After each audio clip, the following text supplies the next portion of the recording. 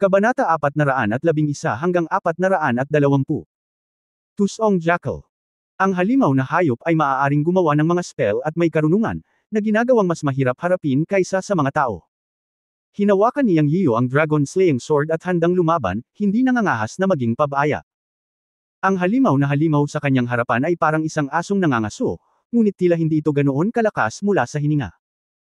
Ang susi ay sinabi rin ni Dugu Walking na maaari itong magdura ng yelo at apoy mula sa kanyang bibig. Dagdag pa ang talim ng hangin na iniluwan nito sa kanyang bibig noon, marami pa itong pakulo.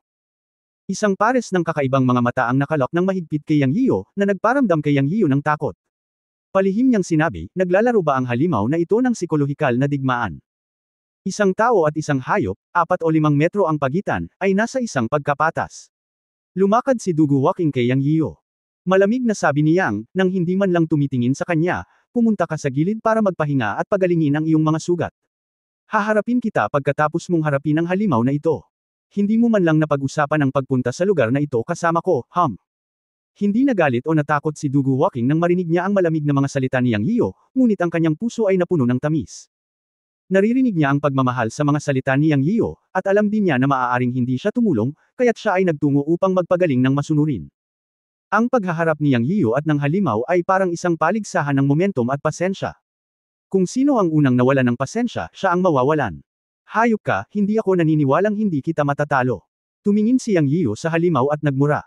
Sa oras na ito, ang boses ni Master Yun Changxi ay umalangaw-ngaw sa kanyang isipan, na nagsasabing, mag-ingat ka, munting brat. Ito ay isang jackal na may isang sungay. Hindi ito ang asong nangangaso sa tingin mo. Isa rin itong pinuno sa mga mababang antas na halimaw sa mundo ng paglilinang. Ang halimaw na ito ay likas na tuso at taksil, at ang IQ nito ay hindi mas mababa kaysa sa mga tao. Tandaan ang isang bagay, ang sungay sa ulo ng jackal na may isang sungay ay ang kahinaan nito, ngunit ang pinakadakilang pag-asa. Maaari itong gumamit ng mahika upang makipag-usap sa espiritual na enerhiya ng langit at lupa, lahat ay umaasa sa sungay na iyon. Basta putulin mo ang sungay nito, mananalo ka. Ang bagay na iyon ay isa ring magandang material para sa pagpino ng mga armas. Ang tuso ng ganitong uri ng halimaw ay nasa mabuting paggamit nito ng tukana.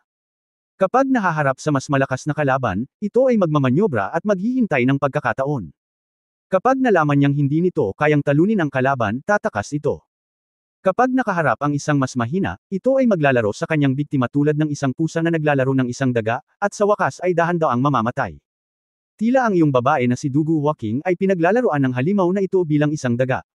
Ito ay nakakagulat pa rin na ang gayong tunay na halimaw ay lumilitaw sa lupa. Patayin ito at ang katawan nito ay mapupuno ng mga kayamanan. Ang kakanyahan at dugo nito ay maaaring gamitin upang pinuhin ang mga tabletas at balahibo upang pinuhin ang mga anteng-anteng. Ito ay isang magandang bagay para sa iyo. Makatuwirang dahilan na ang espiritual na enerhiya sa iyong mundo ay masyadong manipis upang makagawa ng gayong mga halimaw. Matapos marinig ang sinabi ng Master, berde ang mga mata ni Yang Yiyo, at nagalit siya sa paglalaro ng halimaw kay Dugu Walking. Hindi nakakagulat na napahiya si Dugu Walking nang makakita siya ng mga galos sa buong katawan, ngunit siya ay pinatay. Ito pala ay ang halimaw na ito ay may tulad na libangan ng paglalaro ng biktima. Sa kabutihang palad, kung hindi ay pagsisisihan niya ito sa natitirang bahagi ng kanyang buhay. Ngayon lang naisip ni Yang Yiyo ang mga salita ng Master. Ang halimaw sa harap niya, ang jackal na may isang sungay, ay puno ng mga kayamanan. Patayin ito at ibalik upang pinuhin ang mga anteng-anteng para kay Lu Zuoxi. Matapos magharap sina Yang Yiyo at ang isang may sungay na jackal sa loob ng 10 minuto, nalaman niyang kumikislap ang mga mata ng jackal na may isang sungay sa kabilang panig. Ang hayop ay hayop pa rin kung tutuusin. Kahit na mayroon itong espiritual na karunungan, hindi ito makakatakas sa kakanyahan nito. Hindi pa rin ito sapat upang labanan ang mga tao. Bulong ni Yang sa kanyang puso, hinihigpitan ang espadang pumapatay ng dragon sa kanyang kamay, naghihintay sa biglaang pag-atake ng unicorn jackal anumang oras. Sa isang tiyak na sandali, ang unicorn jackal ay umungal, at ang dalawang sungay nito ay bahagyang yumuko, na tila ito ay malapit ng tumalon at sumalpok. Pagkatapos ng maingat na pagmamasid, natagpuan na ang sungay ng unicorn jackal sa ulo ay kumikislap, at nagkaroon ng malakas na pagbabago-bago ng espiritual na enerhiya ng langit at lupa. Ito ay tulad ng sinabi ng Master. Ang magic spell na inatake nito ay dapat ilabas sa pamamagitan ng unicorn sa ulo nito. Ito ay tulad ng katotohanan na ang mga magsasaka ay kailangang gumamit ng mga galaw ng kamay upang mag-spells. Isa rin itong daluyan para sa pakikipag-usap sa pagitan ng langit at lupa. Sa isang iglap, biglang tumalsik ang apoy mula sa bibig ng unicorn jackal. Nang lumabas ito sa bibig nito ay tila isang maliit na bowl ang apoy na kasing laki ng kamao, ngunit kung tutuusin ay may epekto ito ng malakas na hangin, at bigla itong naging fire dragon na mahigit 3 metro ang haba. Diretso itong lumapit sa pintuan ni Yang Yio. Emph! Malamig na bamantong hininga si Yang Yio. Siya ang dalubhasa sa paglalaro ng apoy. Itinaas niya ang kanyang palad at inipon ang totoong enerhiya sa kanyang kamay. Sa isang pag-iisip, ang tunay na enerhiya ay naging isang malaking palad. Lumitaw din ang isang tunay na palad ng apoy, at biglang sinampal ang 3 metrong apoy ng unicorn na lobo. Ngunit sa sandaling sinampal ni Yang Yio ang kanyang palad, nagbago ang kanyang mukha at umungal, "How dare you, beast?" Sa kanyang galit, ang dragon-slaying sword sa kanyang kamay ay biglang nalaslas sa kaliwa. Ang sword energy ng dragon-slaying sword pagkatapos ma-activate ang true energy ay mahigit 3 metro ang haba. Boom! Bang! Dalawang malakas na ingay, isang mapurol at isang malutong. Ang mapurol na tunog ay ang tunay na apoy na palad ni Yang Yio ay nagkalat at natunaw ang 3 metrong haba ng apoy ng unicorn na lobo gamit ang isang palad. At ang malutong na tunog ay biglang nahulog ang isang piraso sa matigas na lupa. Dati, naisip ni Yang Yio na gustong makipaglaban sa kanya ng unicorn na lobo, at handa siyang lumaban ng buong lakas. Ngunit sa hindi inaasahan, ang halimaw na ito ay lubhang tuso. Matapos dumura sa kanya ng apoy, tumalikod ito at tumalon patungo kay Dugu Walking na nagpapagaling sa kaliwang sulok. Malinaw na ang unicorn na lobo ay gumamit ng isang panlilinlang sa paggawa ng isang pagkukunwari sa silangan at pag-atake. Ang kanluran. Matapos magtagal ng higit sa 10 minuto, sino ang nakakaalam na ang tunay na target nito ay si Dugu Walking. Sa kabutihang palad, mabilis na nag-react si Yang Yio at walang pag-aalinlangan na hinimok ang totoong enerhiya sa dragon-slaying sword na pumatay gamit ang isang espada. Ang espada ay pumutok ng 3 metro. Hinarang nito ang unicorn na lobo.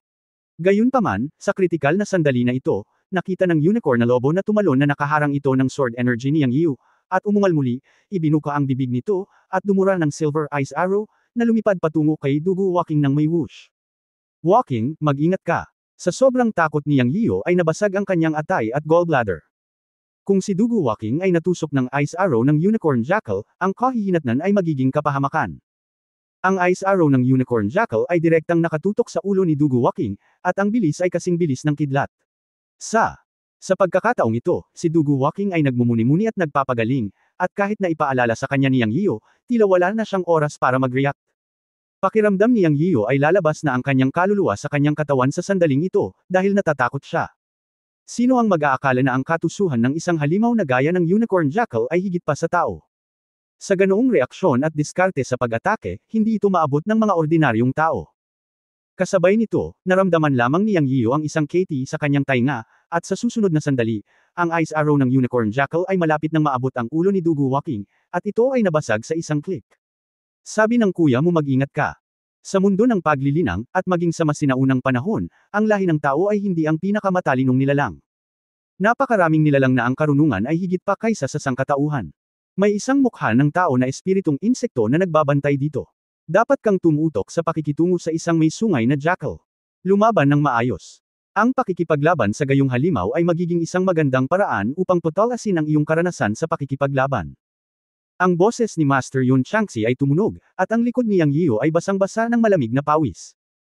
Alam niya na ang Panginoon ang maaaring nagtulak sa mukha ng tao na espiritong insekto na nakatago sa kanyang tainga upang durugan ang arrow ng yelo ng jackal na may isang sungay sa kritikal na sandali. Binuksan din ni Dugu Walking ang kanyang mga mata sa oras na ito, nasaksihan ang kabayanihan na eksena ngayon, at nakita ang isang napaka-cute na maliit na insekto na lumulutang sa kanyang harapan. Nang makita ito, gumaan ang pakiramdam ni Yang Yio. Sa muling pagtingin sa isang may sungay na jackal, siya ay napaka-alerto.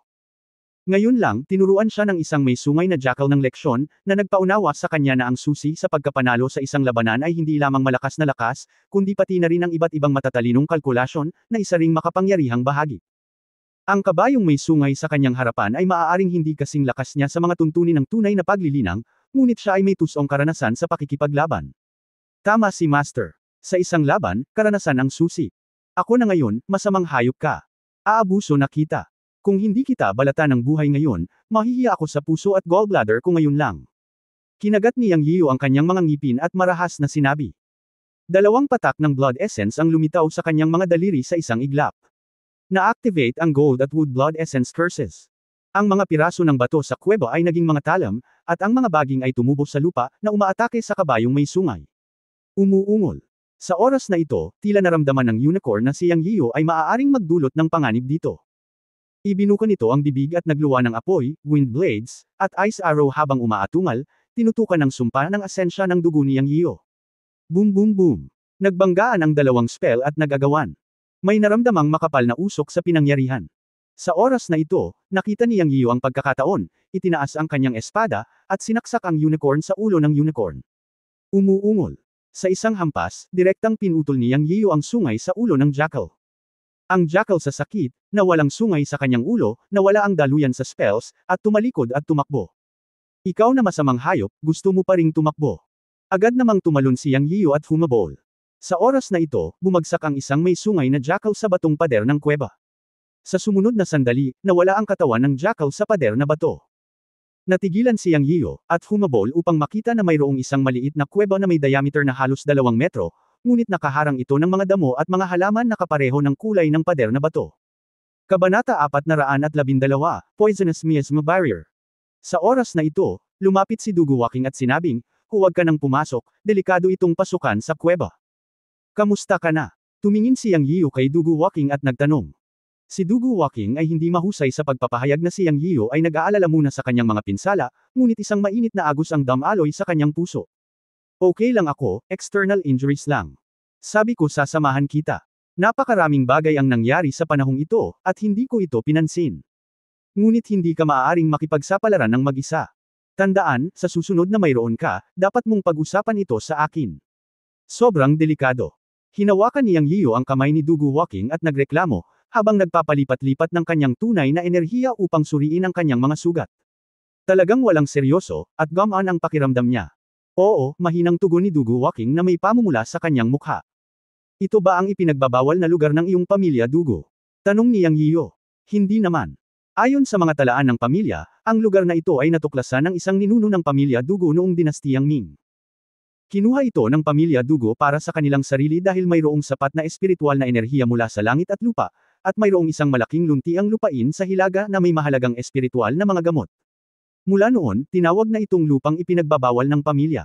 Karamihan sa mga miyembro ng clan sa lahat ng henerasyon ay pupunta rito para magsanay. Tungkol naman sa ipinagbabawal na lupain, talagang tumutukoy ito sa kuwebang ito kung saan pumapasok ang mga halimaw.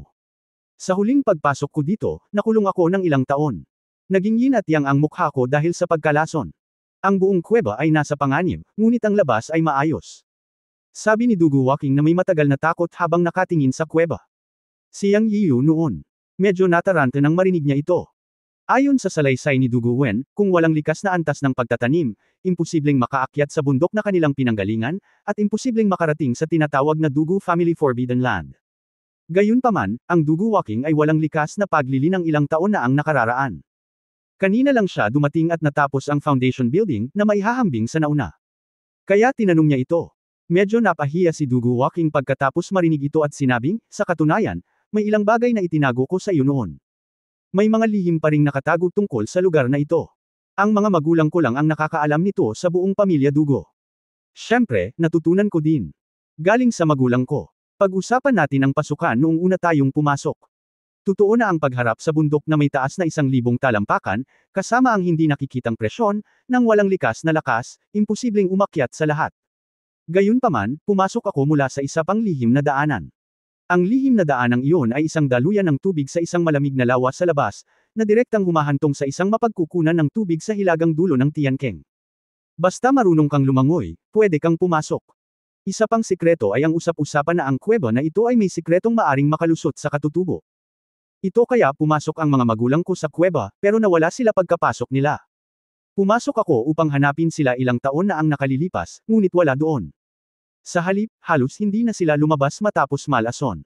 Kakaiba kung sabihin, halimbawa, ang halimaw noon, hindi ko pa ito nakita noon pa, ni-record ito, ngunit na-encounter ko ito sa pagkakataong ito. May isang lugar sa lalim ng kuweba na nagpapalabas ng isang malakas na kapangyarihan. Hinala ko dapat may portal doon. Baka magkarelasyon ang mga magulang ko at ang halimaw dito. Sa wakas ay naunawaan ni Yang Yiyo ang lahat ng ito. Ayon kay Dugu Waking, ang tinatawag na Forbidden Land na ito ay maaaring makalusot sa likas, na dapat ay ang pagkakaroon ng ilang uri ng kapangyarihan, na maaaring maging dahilan kung bakit siya ay may kapangyarihan ng mukha ni Yin Yang. Sa pag-iisip nito, naging nasa sabik si Yang Yiyo. Bagamat nakakalason ang ganoong uri ng kapangyarihan, maaari niya itong pinuhin para sa kanyang sariling paggamit. Pagkatapos mag-practice kasama si Dugu Walking upang pinuhin ang kapangyarihan sa kanyang katawan, pareho silang napabuti ng husto ang kanilang paglilinang. Ang kapangyarihan ba na sinasabi mo ay tungkol sa kapangyarihan ng lason sa iyong katawan? Tanong ni Yang Yiyo na nagniningning ang mga mata. Namula si Dugu Walking at nagsabi, iyan ang uri ng kapangyarihan, na nagmumula sa pader ng bundok, napakakaiba. Anyway, malalaman natin pagkatapos nating pumasok at tingnan. Baka ito ay maging isang magandang bagay para sa atin. Nakangiting sabi ni Yang Yiyan. Naisip ni Dugu Walking ang eksena ng huling double cultivation sa kanyang isip, at hindi niya maiwasang mamula. Ngunit naisip niya ang pag-iral ng halimaw na hayop, at nag-aalala pa rin, oh. Kalimutan mo na, ang kuweba na ito ay may halimaw na hindi maipaliwanag, na nakakaalam kung may iba pang halimaw na hayop sa loob nito, namimiss ko lang ang aking mga magulang at pumunta para makita sila, maaaring namatay na sila.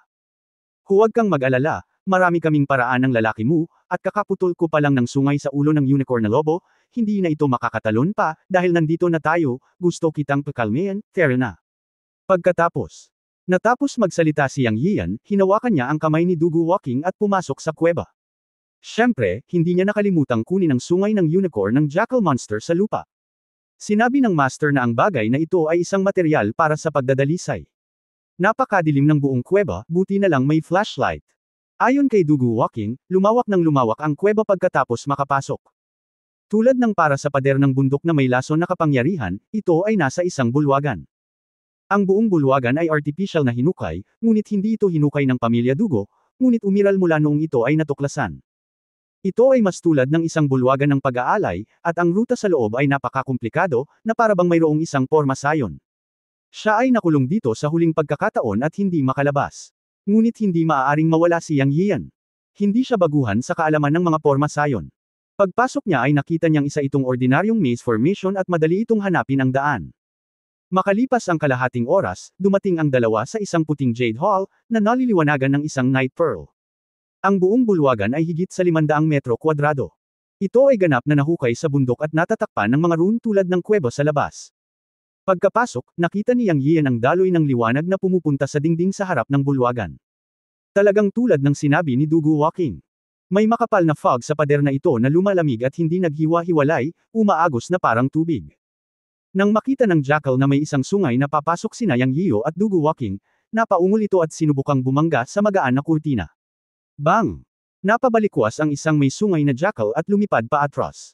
Parang mag-drill ito sa dingding ng light curtain, pero sa kasamaang palad ay hindi nito magawa. Sinamantala ni Yang Yiyo ang pagkakataon, humakbang pasulong, at sinuntok sa ulo ang isang may sungay na jackal. Bang! Umuungol. Ang isang may sungay na jackal ay parang isang walang ngipin na tigre na walang sungay, at pinatay ni Yang Yiyo sa isang suntok. Sinabi ng matandang lalaki na ang halimaw na ito ay isang tunay na nagsasaka ng demonyo, na may maraming kayamanan sa buong katawan, at dapat siyang ibalik upang gumawa ng mga table task at spell. Pagkatapos ay lumakad sina Yang Yiyo at Dugu Walking sa dingding at tinitigan ng mabuti upang makita na ang fog na namumuo sa dingding ay napakaregular, at ito ay lalabas tuwing 10 segundo, tulad ng isang demonyong halimaw na lalabas. Ang harap na dingding ay parang isang malaking glass cabinet, at ang fog ay nakahiwalay at hindi makalabas.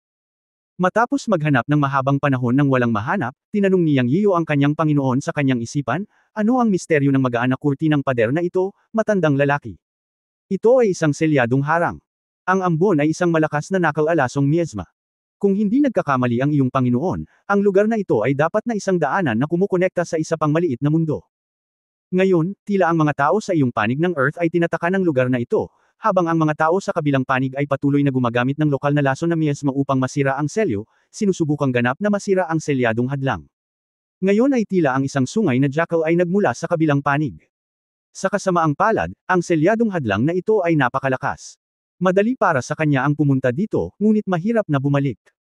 Brat, ang mga lokal na nakakalason na miezma ay mas advanced kaysa sa espiritual na enerhiya ng langit at lupa.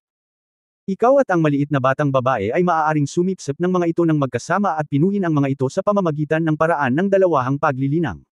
Mapapabuti nito ang iyong paglilinang. Ang pagsipsip ng lokal na lason na miezma ay maaari ding palakasin ang selyadong harang dito.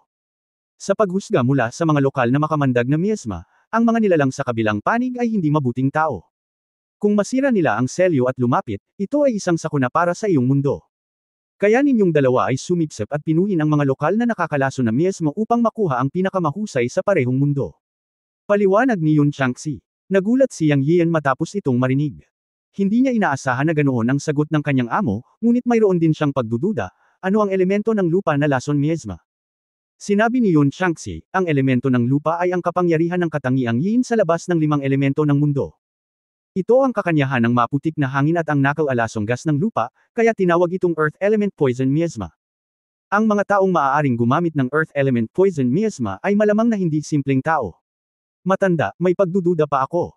Sinabi mo na ang seal barrier na ito ay napakalakas, ngunit bakit napunta rito ang isang may sungay na jackal?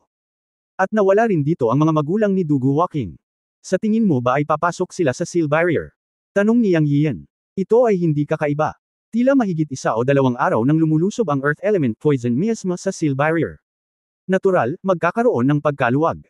Kung ang kabilang dulo ay puwersahang umatake o mag-trigger ng isang tiyak na pag-atake ng pagbuo, ang mga bitik ay lilito sa isang tiyak na tagal ng panahon, at natural na mayroong mga nilalang na maaaring dumaan.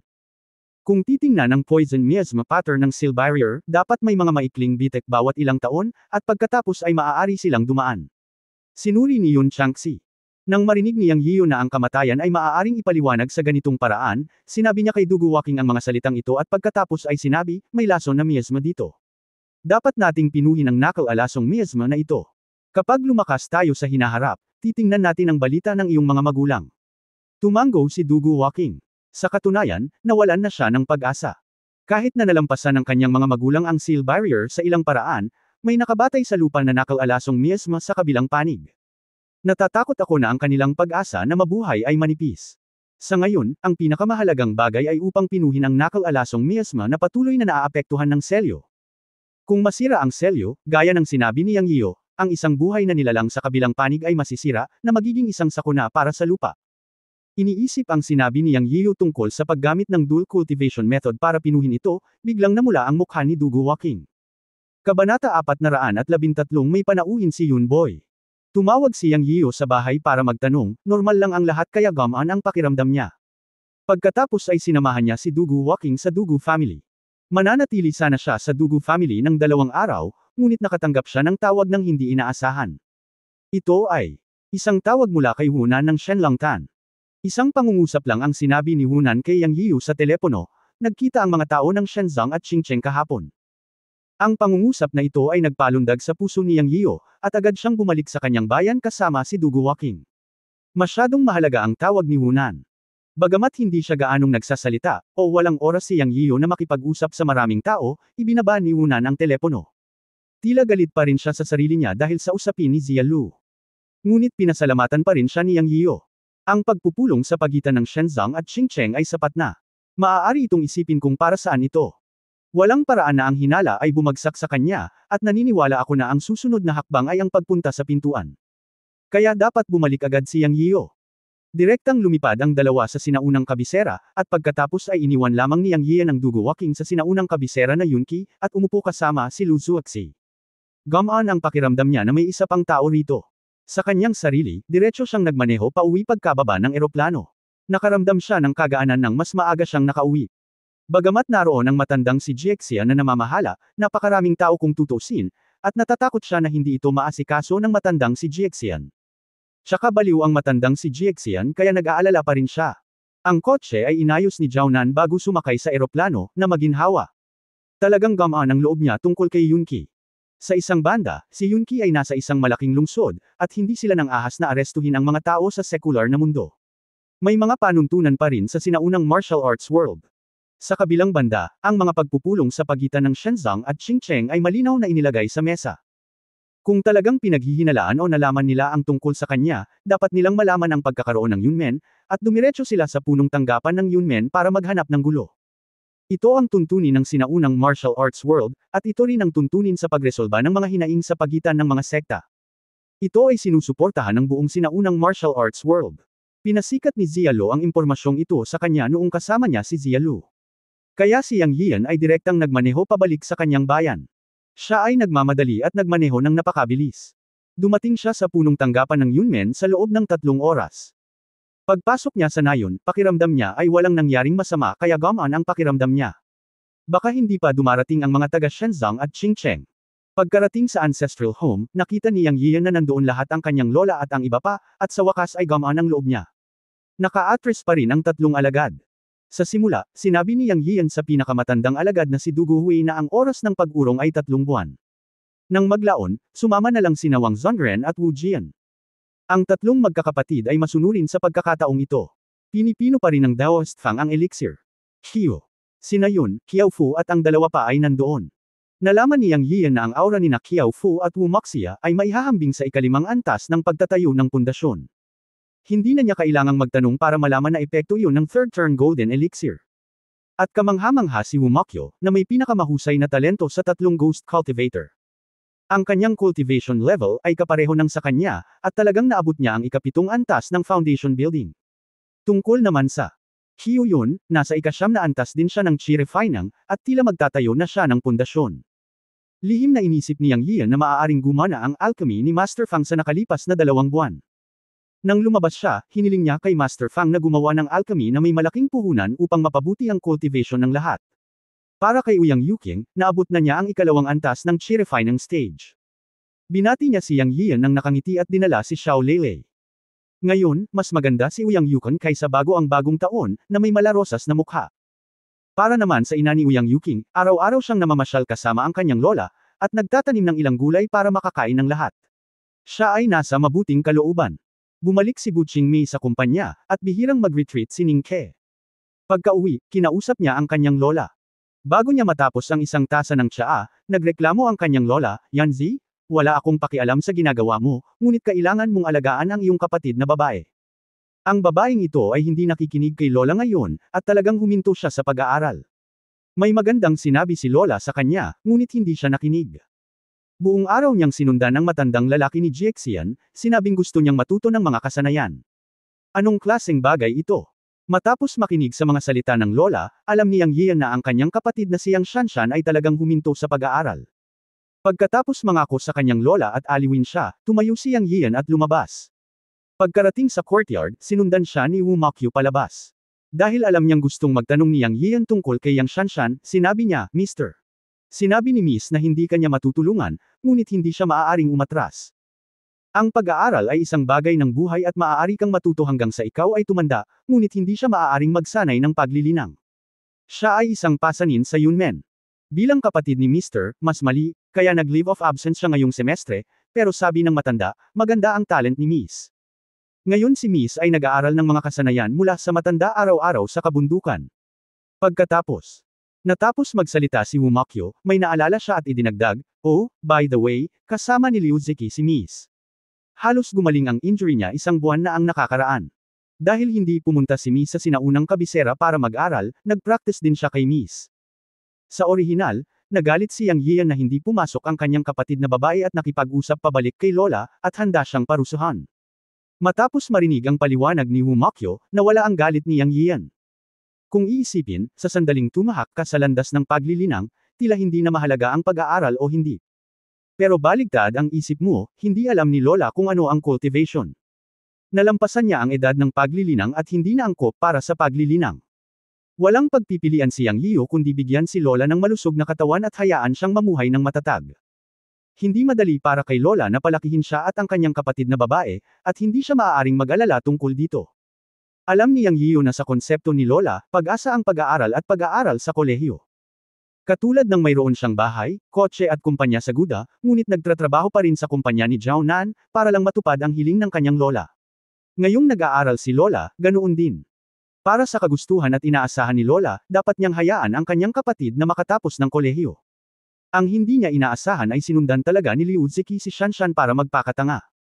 Ang lahat ng mga bagay sa sinaunang kabisera ay ibinigay kay Zhao Nan. Hindi na siya bumalik kahit gumaling na ang sugat niya.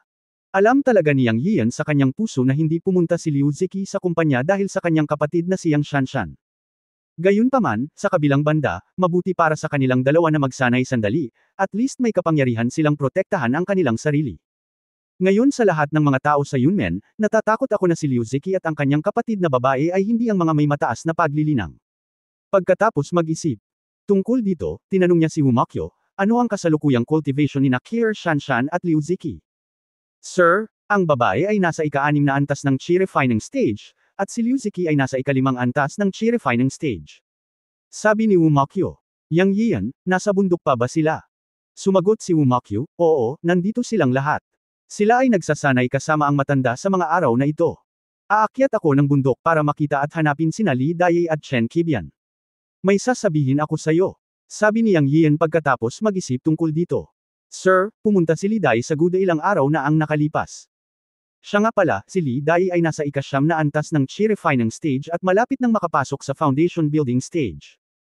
Siya ay ipinadala sa Yunqi ni Liu Ziki, na sinasabi na ang kumpanya ay kapos sa mga tao, at pagkatapos ay nagpunta si Li Dai upang iset up ang departamento ng seguridad. Para naman kay Chen Qibian, nasa construction site siya ngayon sa bagong village. Ang hotel na ipinuhunan ni Yunqi ay opisyal nang nagsimula sa pagtatayo, alam ni Wu Mokyo ang lahat ng mga bagay na ito. Kalimutan mo na, mahirap para sa kanila.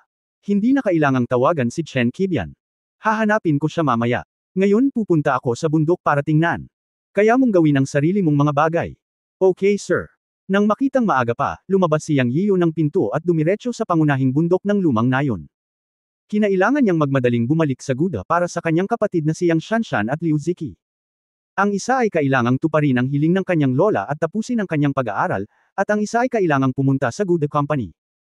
Dinala na niya ang kanyang babae sa tuktok, kaya walang saysay na manatili si Liu Taidan sa kanyang bayan at magkaroon ng pag-iibigan sa kanyang kapatid na babae. Nakaramdam ng galit, umakyat si Yang Yiyo sa bundok at narinig ang matandang engkanto ng alak na bumubulong mula sa malayo, "Oh, bakit ka tulala? Ilang beses ko nang sinabi sa iyo na kailangan mong magkaroon ng lakas kapag bumunot ka ng iyong espada. Kailangan mong gamitin ang 70% ng iyong lakas para magamit ng espadang ito ang kapangyarihan nito." Ahem, susubukan ko ang sinabi ng dakilang elder. Sabi ni Liu Ziki. Nakita ni Yang Yiyo na nakahiga pa rin sa malaking bato ang matandang lalaki ng diwata ng alak, nakakross ang mga paa at umiinom ng alak. Si Liu Ziki ay tila nagsasanay ng espada na may hawak na espada, at ang kanyang kapatid na si Yang Shanshan ay humahajijek sa tabi niya. Tumingin si Yang Yiyo kay Liu Ziki, ang marangal na amo ni Yunqi, na namumula matapos pag-alitan ng matandang engkanto ng alak, at hindi niya napigil ang matawa. Gayunpaman, malapit na siyang magalit sa kanilang dalawa, kaya't huminga siya ng malalim, pinigilan ito, at lumakad ng mabagsik ang mukha at umubo ng 2 beses. Kuya! Yanzi! Gulat na sigaw ni Yang Shanshan at Liu Ziki nang makita nilang lumitaw si Yang Yiyo. Noong una, gustong pag-alitan ni Yang Yiyo ang kanyang kapatid na babae dahil sa pakikipag-usap pabalik sa kanilang lola, ngunit bago pa niya maibuka ang kanyang bibig, lumapit si Yang Shanshan at masayang niyakap siya, at pagkatapos ay sinuntok siya ni Liu Ziki. Pagkatapos ng away, hindi na niya nagawang magalit.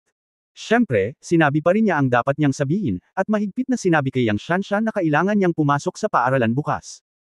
Umupo silang tatlo para mag-chat, at handa nang tanungin ni Yang Yiyo ang dalawa tungkol sa kanilang cultivation.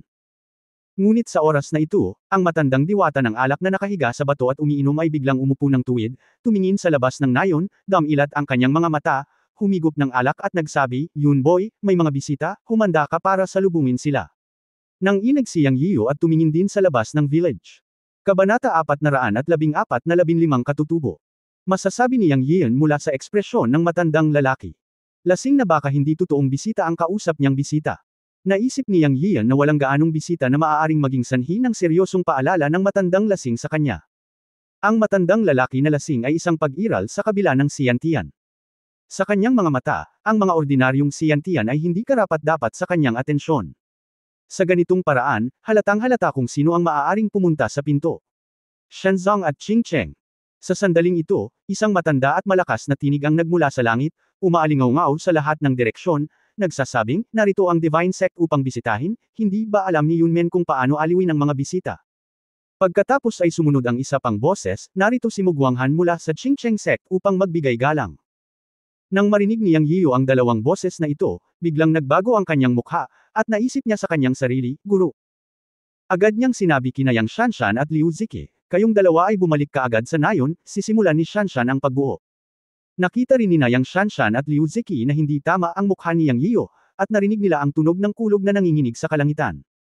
Dahil alam nilang may malaking nangyari, hindi na sila naglakas loob na magtanong pa, at nagmamadaling bumaba ang dalawa sa bundok. Sa oras na ito, tumingin si Yang Yiyo sa matandang lalaki ng diwata ng alak at nagtanong, ilang tao ang sumama sa elder? Ano ang kanilang pagtatanim? Nakita ng matandang lalaki ng diwata ng alak ang Sol Emna na mukha ni Yang Yiyo, at ngumiti siya at sinabi, bakit? Natatakot ka minsan. Kalokohan, dito pala ang mga kamag-anak at kaibigan ko. Kung ako lang mag-isa, ang nakayapak ay hindi matatakot sa mga nagsusuot ng sapatos, paanong hindi ako matatakot? Sabi ni Yang Yiu sabay ikot ng kanyang mga mata. Bueno, nagsasalita ka ng mga salita ng tao at pinahahalagahan ang mga damdamin, na katulad ko. Mayroong higit sa 10 tao dito, at bawat isa sa kanila ay likas.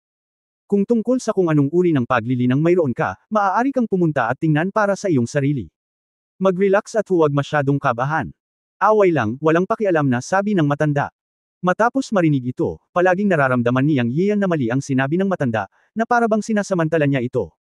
Pero sa pagkakataong ito, ayaw niyang makipagtalo sa matanda. Nang marinig niyang sinabi niya na higit sa 10 katutubo, nadurog ang kanyang puso. Siya. Diretsyong lumipad sa labas ng nayon gamit ang wind control technique, at sinabi sa matanda, Grand Elder, sumama ka sa akin para tingnan. I'll treat kita ng masarap na alak mamaya. Hehe, hindi ako tanga. Kung gusto mong pumunta, pumunta ka mag-isa. Gusto kong uminom. Pagkasabi nito ng matanda, humiga si Wang Shito at uminom.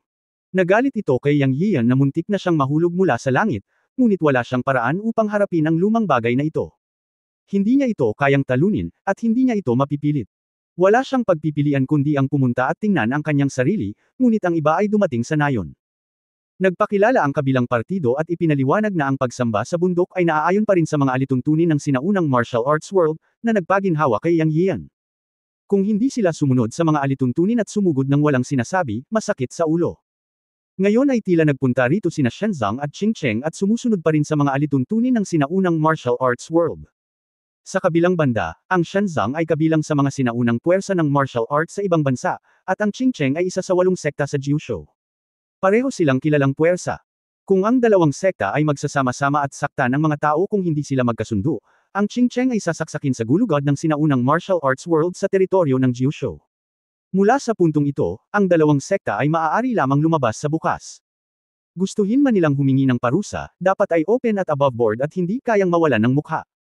Mas malaki ang sekta, mas mahalaga ang mukha nila. Nang lumipad si Yang Yian, nagkaroon ng mapurol na ingay sa ibaba, at pagkatapos ay lumitaw ang isang makapal na ulap sa paligid ng buong lumang nayon, na agad na itinatago ang nayon sa loob nito. Matapos makita ang eksena, nakahinga ng maluwag si Yang Yian. Alam niya na ito ay dahil binuksan ng kanyang kapatid na babae ang porma sayon ng proteksyon sa bundok pagkatapos bumalik, at ang buong nayon ay protektado ng porma sayon. Ngayon kahit na ang mga tao mula sa dalawang sekta ay sumalakay ng malakas, ito ay magtatagal. Ang iba pang pagbuo ng proteksyon sa bundok ay ang maliit na pagbuo ng bituin ng Jotian, na lihim na pinagsama ang tatlong pangunahing puwersang nagtatanggol ng pagbuo ng ilusyon at ang pagbuo ng pagpatay. Kung maglakas loob silang pumasok, maaaring patayin sila ni Yang Yian isa-isa. Bago pa mabuksan ang Yunmen Mountain Protection Formation, dalawang grupo ng mga tao ang nakatayo sa pinuno ng lumang nayon. Isang grupo ang nakasuot ng itim na robe na may rolling cloud Demon Ape Totem sa mga manggas. Ang kabilang grupo ay nakasuot ng berdeng dawas na damit na may sinaunang espada na nakaberde sa mga manggas. Ang una ay mula sa ibang bansa ng Shenzong, at ang huli ay mula sa Qing Cheng, isa sa 8 sekta sa Jiushou. May 8 tao mula sa Shenzong at 7 mula sa Qing Cheng. Inatake ng magkabilang panig ang 15 tao, at bawat isa sa kanila ay may antas ng paglilinang sa itaas ng likas na antas. Ang pinuno ng panig ng Shenzong ay isang nasa katanghaliang gulang na lalaki na mukhang nasa edad 40. At si Qing Cheng ay isang matandang lalaki sa edad na 60. Ang dalawang tao ay sina Ding Yuanshou, ang pinuno ng Shenzong, at Mu Guanghan, ang elder ng Qing Cheng sect. Ang dalawa ay pumunta sa Yunmen, natural na malaman na ang kanilang mga anak na lalaki ay nawawala, at ang huling target ay si Yang Yiu. Para naman kay Ding Yuanshou, ang pinuno ng Shenzong, mahigit 1 buwan na nang malaman niyang nawala ng bakas ang kanyang anak na si Ding Chan. Si Ding Yuanshou ay natural na napakagaan ng loob tungkol sa kanyang anak na si Ding Chan, isa sa 10 manggagawa ng kasamaan sa Xiantian Theory List, at hindi niya hihigpitan ang kanyang kalayaan. Hanggang sa mahigit 1 buwan nang walang balita si Ding Chan ay nagtanong siya at nalaman niyang pumasok si Ding Chan sa Jiushou. Pagkatapos ng ilang investigasyon, nalaman niyang pumasok si Ding Chan sa Jiushou upang ipaghiganti si Ding Yang, at sa panahong ito ay nakipag-ugnayan si Ding Chan sa mga tao mula sa Qing Cheng. Nang pumunta si Ding Yuanshou sa Qing Cheng, nalaman niyang ang makasalanan ni Qing Cheng, ang anak ni Mu Guanghan na si Mu Chen-cheng, ay nawalan din ng bakas. Ang dalawang sekta ay naglunsad ng pagsisiyasat ng lakas tao, at ang huling target ay si Yang Yiu. Ito ang dahilan kung bakit nagsama-sama ngayon ang dalawang pangunahing sekta. Ang lahat ng pagsisiyasat ay nagpapakita na si Yang Yiu ang pinakamalaking sospek, dahil si Yang Yiu ay may sama ng loob sa mga tao mula sa magkabilang sekta. Kung sina Ding Chan at Mu Chencheng ay naaksidente, walang alinlangang gawa ni Yang Yiu. Ayon sa ideya ni Emperor Shenzong Ding Yuanshou, pagkarating sa Yunmen, susugod na lang siya at huhulihin si Yang Yiu. Ngunit hindi sumuko si Mu Guanghan mula sa Qingcheng. Sa Jiushou, dapat sundin ng isa ang mga alituntunin ng Jiushou. Ang mga alituntuning magkakasamang itinakda ng 8 pangunahing sekta sa Jiushou ay hindi biro. Hindi dapat patayin ang mga inosenteng tao. Dapat lutisin ng mga sekta ang mga problema sa pagitan nila at hanapin ang mga partidong kasangkot sa halip na isangkot ang iba. Pinigilan niya ang kanyang galit at tumayo sa labas ng Yun Village para sumigaw. Gayunpaman, wala sa kanila ang inaasahan na pagkatapos ng pagsigaw, sa susunod na sandali, ang buong Yunmen Village ay natatakpan ng hamog, at sa isang kisap mata, ang nayon ay nabalot ng hamog at nawala. Sa oras na ito, tumingin si Ding Yuanshou kay Mu Guanghan at sinabing, Brother Guanghan, mukhang mali ang investigasyon. Hindi simple ang Yunmen na ito. Kung tama ang hula ko, ito ay isang malaking pormasayon. Tumango si Mu Guanghan at sinabing, sa katunayan, ang background ni Yang Yian ay tila simple. Siya ay napaka-ordinaryo mula noong kolehiyo. Mahigit 1 taon na ang nakalipas, bigla siyang bumangon mula sa isang ordinaryong tao tungo sa isang sinaunang mandirigma. Ang kanyang martial arts path ay parang pagsakay sa rocket. Ibinaba niya ang hilagang kanlurang sangay ng assassin organization na Guhua, pinugutan ang ulo ng pamilya Ye sa Yancheng, pinatay si Ding Yang at ang lumang ninuno ng core ng lupa sa Wuxiang Daoist Temple, at iba pa. Ang bawat isa sa mga gawaing ito ay masyadong kakaiba, at ang taong ito ay talagang mahirap malaman. Sinabi ni Ding Yuanshou na may seryosong mukha, alam ng lahat na ang malaking pormasayon ay nagbabantay, at ang bawat pamilya ay ipinasa sa daan-daan o libu-libong taon. Sa makabagong panahon, walang makakaayos ng ganoon kalaking pormasayon. Ngayon ay tila totoo ang chismis na may mga master sa Yunmen na ito. Sa tingin mo ba ay isang tao mula sa lugar na iyon? Ang mga mag-aaral ni Mu Guanghan ay lumiit pagkatapos marinig ito, at pagkatapos ay umiling at sinabing, malamang. Ang lugar na iyon ay naputol sa labas ng mundo sa loob ng 100 taon. Imposibleng may lumabas. Mamaya malalaman natin ang lahat, sabi ni Ding Yuanshou. Pagkatapos ay tumingin sila sa nayon na nababalot ng hamog, at nakita ang figure na tumataas mula sa hamog. Hindi naman talaga simple. Ang Yunmen na ito ay lumitaw kaagad pagkatapos na maitatag ito. Naguguluhan si Mu Guanghan. Kasabay nito, nang lumipad si Yang Yiu palabas ng nayon, 3 figure ang lumipad mula sa hamog sa ibaba at pumunta sa kanyang tabi. Ito ay ang magkapatid na Wu Mokyo at Qiao Fu. Sa kanilang tatlo, si Wu Mokyo ay nasa ika-7 antas na ng Foundation Building, at sina Qiao Fu at Wu Moxia ay nasa ika-5 antas ng Foundation Building. Narinig din nila ang tunog sa labas ng nayon noong unang pagkakataon, at alam nilang may paparating, kaya dali-dali silang lumabas. Sir! Lumipad sa ere ang tatlo at tumingin kay Yang Yiu. Lumabas tayo ng nayon at tingnan muna. Tumango si Yang Yiu sa 3 tao at direktang lumipad palabas ng hamog. Paglabas niya, nakita niya ang 15 katutubo na nakatayo sa puno ng nayon, at agad na lumubog ang kanyang puso. Nalaman niya na ang mga taong ito ay may 2 pinuno, at ang natitira ay pawang likas sa ika-7 antas ng sinaunang mandirigma. Ito ay hindi isang maliit na puwersa. Si Yang Yian ay nakakita ng 28 likas na sinaunang mandirigma sa Wudang, ngunit si Chenju lamang ang nakaabot sa ika-7 antas ng pagiging likas. 13 nang. Ang 15 tao na lumitaw ngayon ay nasa ika-7 antas ng katutubo. Ang 2 pinuno, na mukhang nasa katanghaliang gulang na mga lalaki sa kanilang 40 taon, ay may aura ng middle 8th level of innateness, at ang isa pang 60 taong gulang na lalaki sa isang berdeng balabal ay talagang nasa tuktok ng ika-8 antas ng katutubo. Mula sa kanilang pananamit, mahulaan ni Yang Yian na ang nasa katanghaliang gulang na lalaki na nasa edad 40 ay mula sa Shenzong, at ang huli ay natural na taga Qingcheng. Matapos mahulog mula sa himpapawid, pinaikit ni Yang Yian ang kanyang mga mata at tinamaan ang mga taong ito. Si Qiao Fu at ang 3 pang nakatayo sa likod ni Yang Yian ay medyo kinakabahan. Natuklasan din ng 3 ang makapangyarihang aura ng mga taong ito. Ikaw ba si Yang Yian? Tanong ni Ding Yuanshou ng Shenzong sa malalim na boses. Eksakto, sino ka? Namangha si Yang Yian sa kanilang lakas sa kanyang puso, ngunit hindi siya natakot sa kanilang momentum, at tumingin sa kanila ng walang kagalang-galang. Ako si Ding Yuanshou, ang pinuno ng Overseas Shenzong. Gusto kitang tanungin, pinatay mo ba ang anak kong si Ding Chan? Diretsyong tanong ni Ding Yuanshou na may malungkot na mukha. Sumikip ang puso ni Yang Yian. Hindi niya inaasahan na dumating ng personal ang pinuno ng Divine Sect, at siya ang ama ni Ding Chan. Kabanata 415, ang ulo ay sinipa ng isang asno. Para kay Yang Yian, hindi mahalaga kung inamin ito ni Ding Yuanshou o hindi. Dumating na siya sa kanyang pintuan, kaya ano pa ang masasabi niya? Nasa sariling pugad na ngayon si Yang Yian, kaya hindi siya matakot sa gulo. Sa pagharap sa pagtatanong ni Ding Yuanshu, sinabi niya ng walang pag-aalinlangan, pinatay ko siya. Sa sandaling sinabi niya ito, ang mukha ni Ding Yuanshu ay naging itim at ang kanyang buong katawan ay nanginig. Kahit na marami siyang anak, si Ding Chan ang may pinakamagaling na talento at siya ang young master ng divine sect na itinatag niya. Ito ay isang bagay na haka-haka at imbestigahan, at ito ay isa pang pakiramdam na marinig ito sa sariling mga tainga. Halos hindi makahinga si Ding Yuanshu nang marinig niya ang mahinahong pag-amin ni Yang Yian. Ang aura ng kanyang buong katawan ay pumailanglang sa langit, at ang malakas na hangin sa kanyang paligid ay nagpasabog ng alikabok. Lihim ding nabigla si Yang Yian sa kanyang puso. Ang Taoismo ni Ding Yuanshu ay malalim, at naisip niya na dapat niyang harapin ito sa kanyang kasalukuyang paglilinang.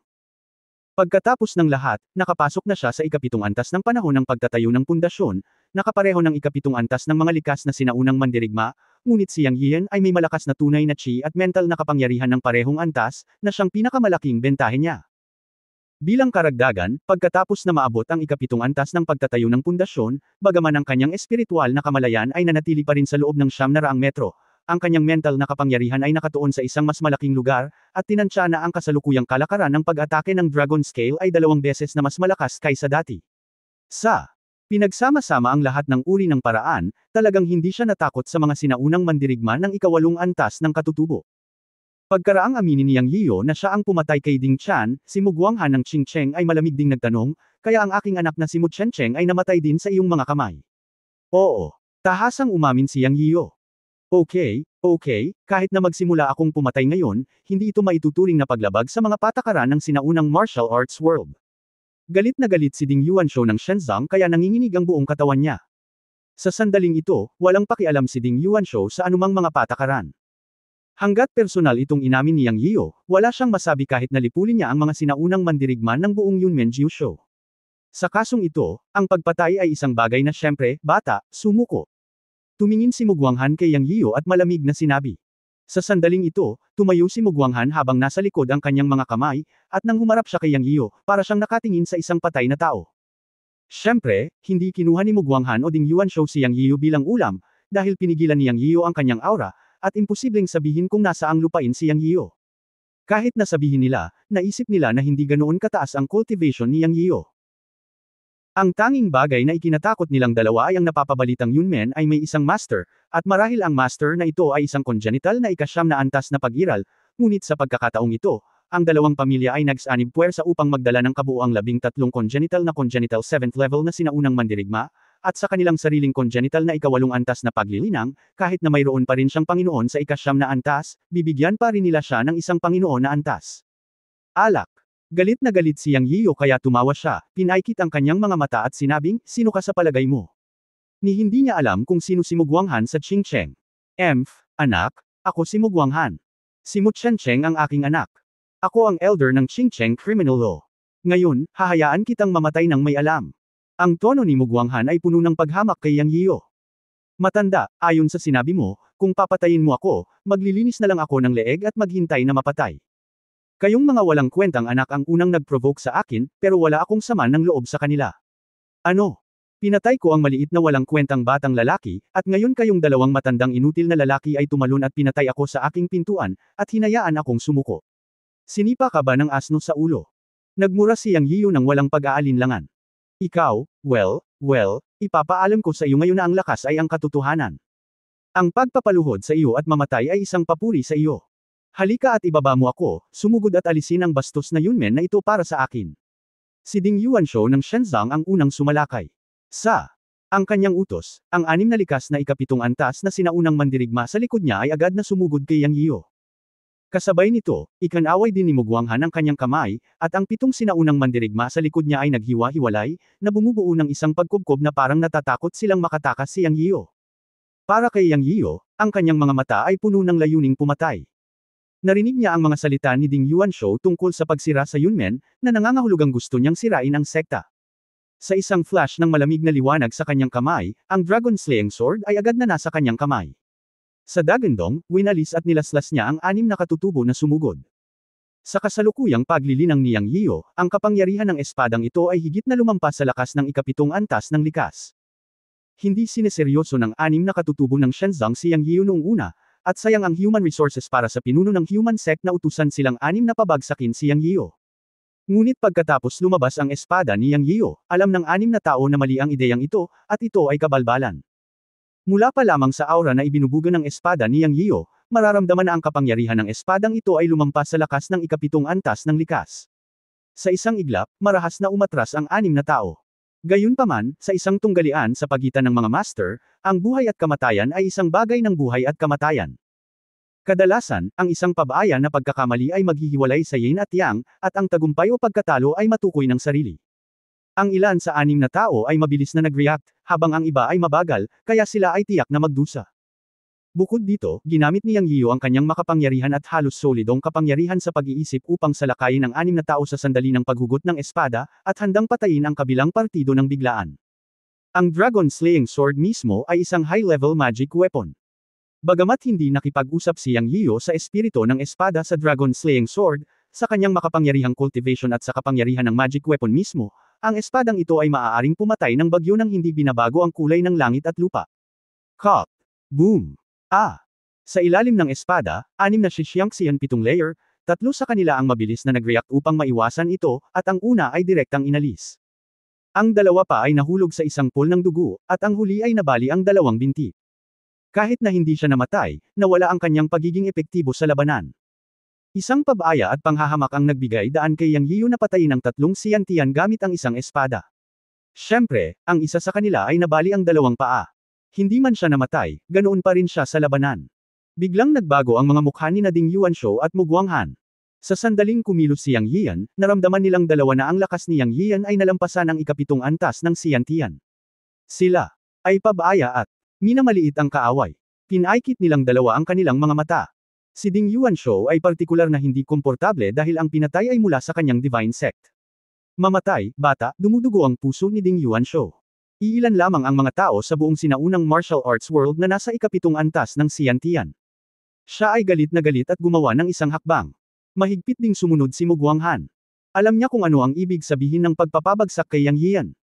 Si Yang Yian, na nasa ilalim ng investigasyon, ay may maraming kakayahan sa pakikipaglaban at mga recipe ng tableta sa kanyang mga kamay. Ang pagpunta dito para sa paghihiganti ngayon ay ang unang prioridad, ngunit kailangan din niyang kunin ang mga bagay mula kay Yang Yian, kung hindi ba namatay ang kanyang anak na si Mu Chencheng ng walang kabuluhan. At saka, hindi niya mapapaalis si Ding Yuanshu. Bagamat magkakaibigan ang dalawang sekta, hindi sila nasa iisang bangka. Nagsanib puwersa sila karamihan dahil nagkataon lang silang nagkakilala.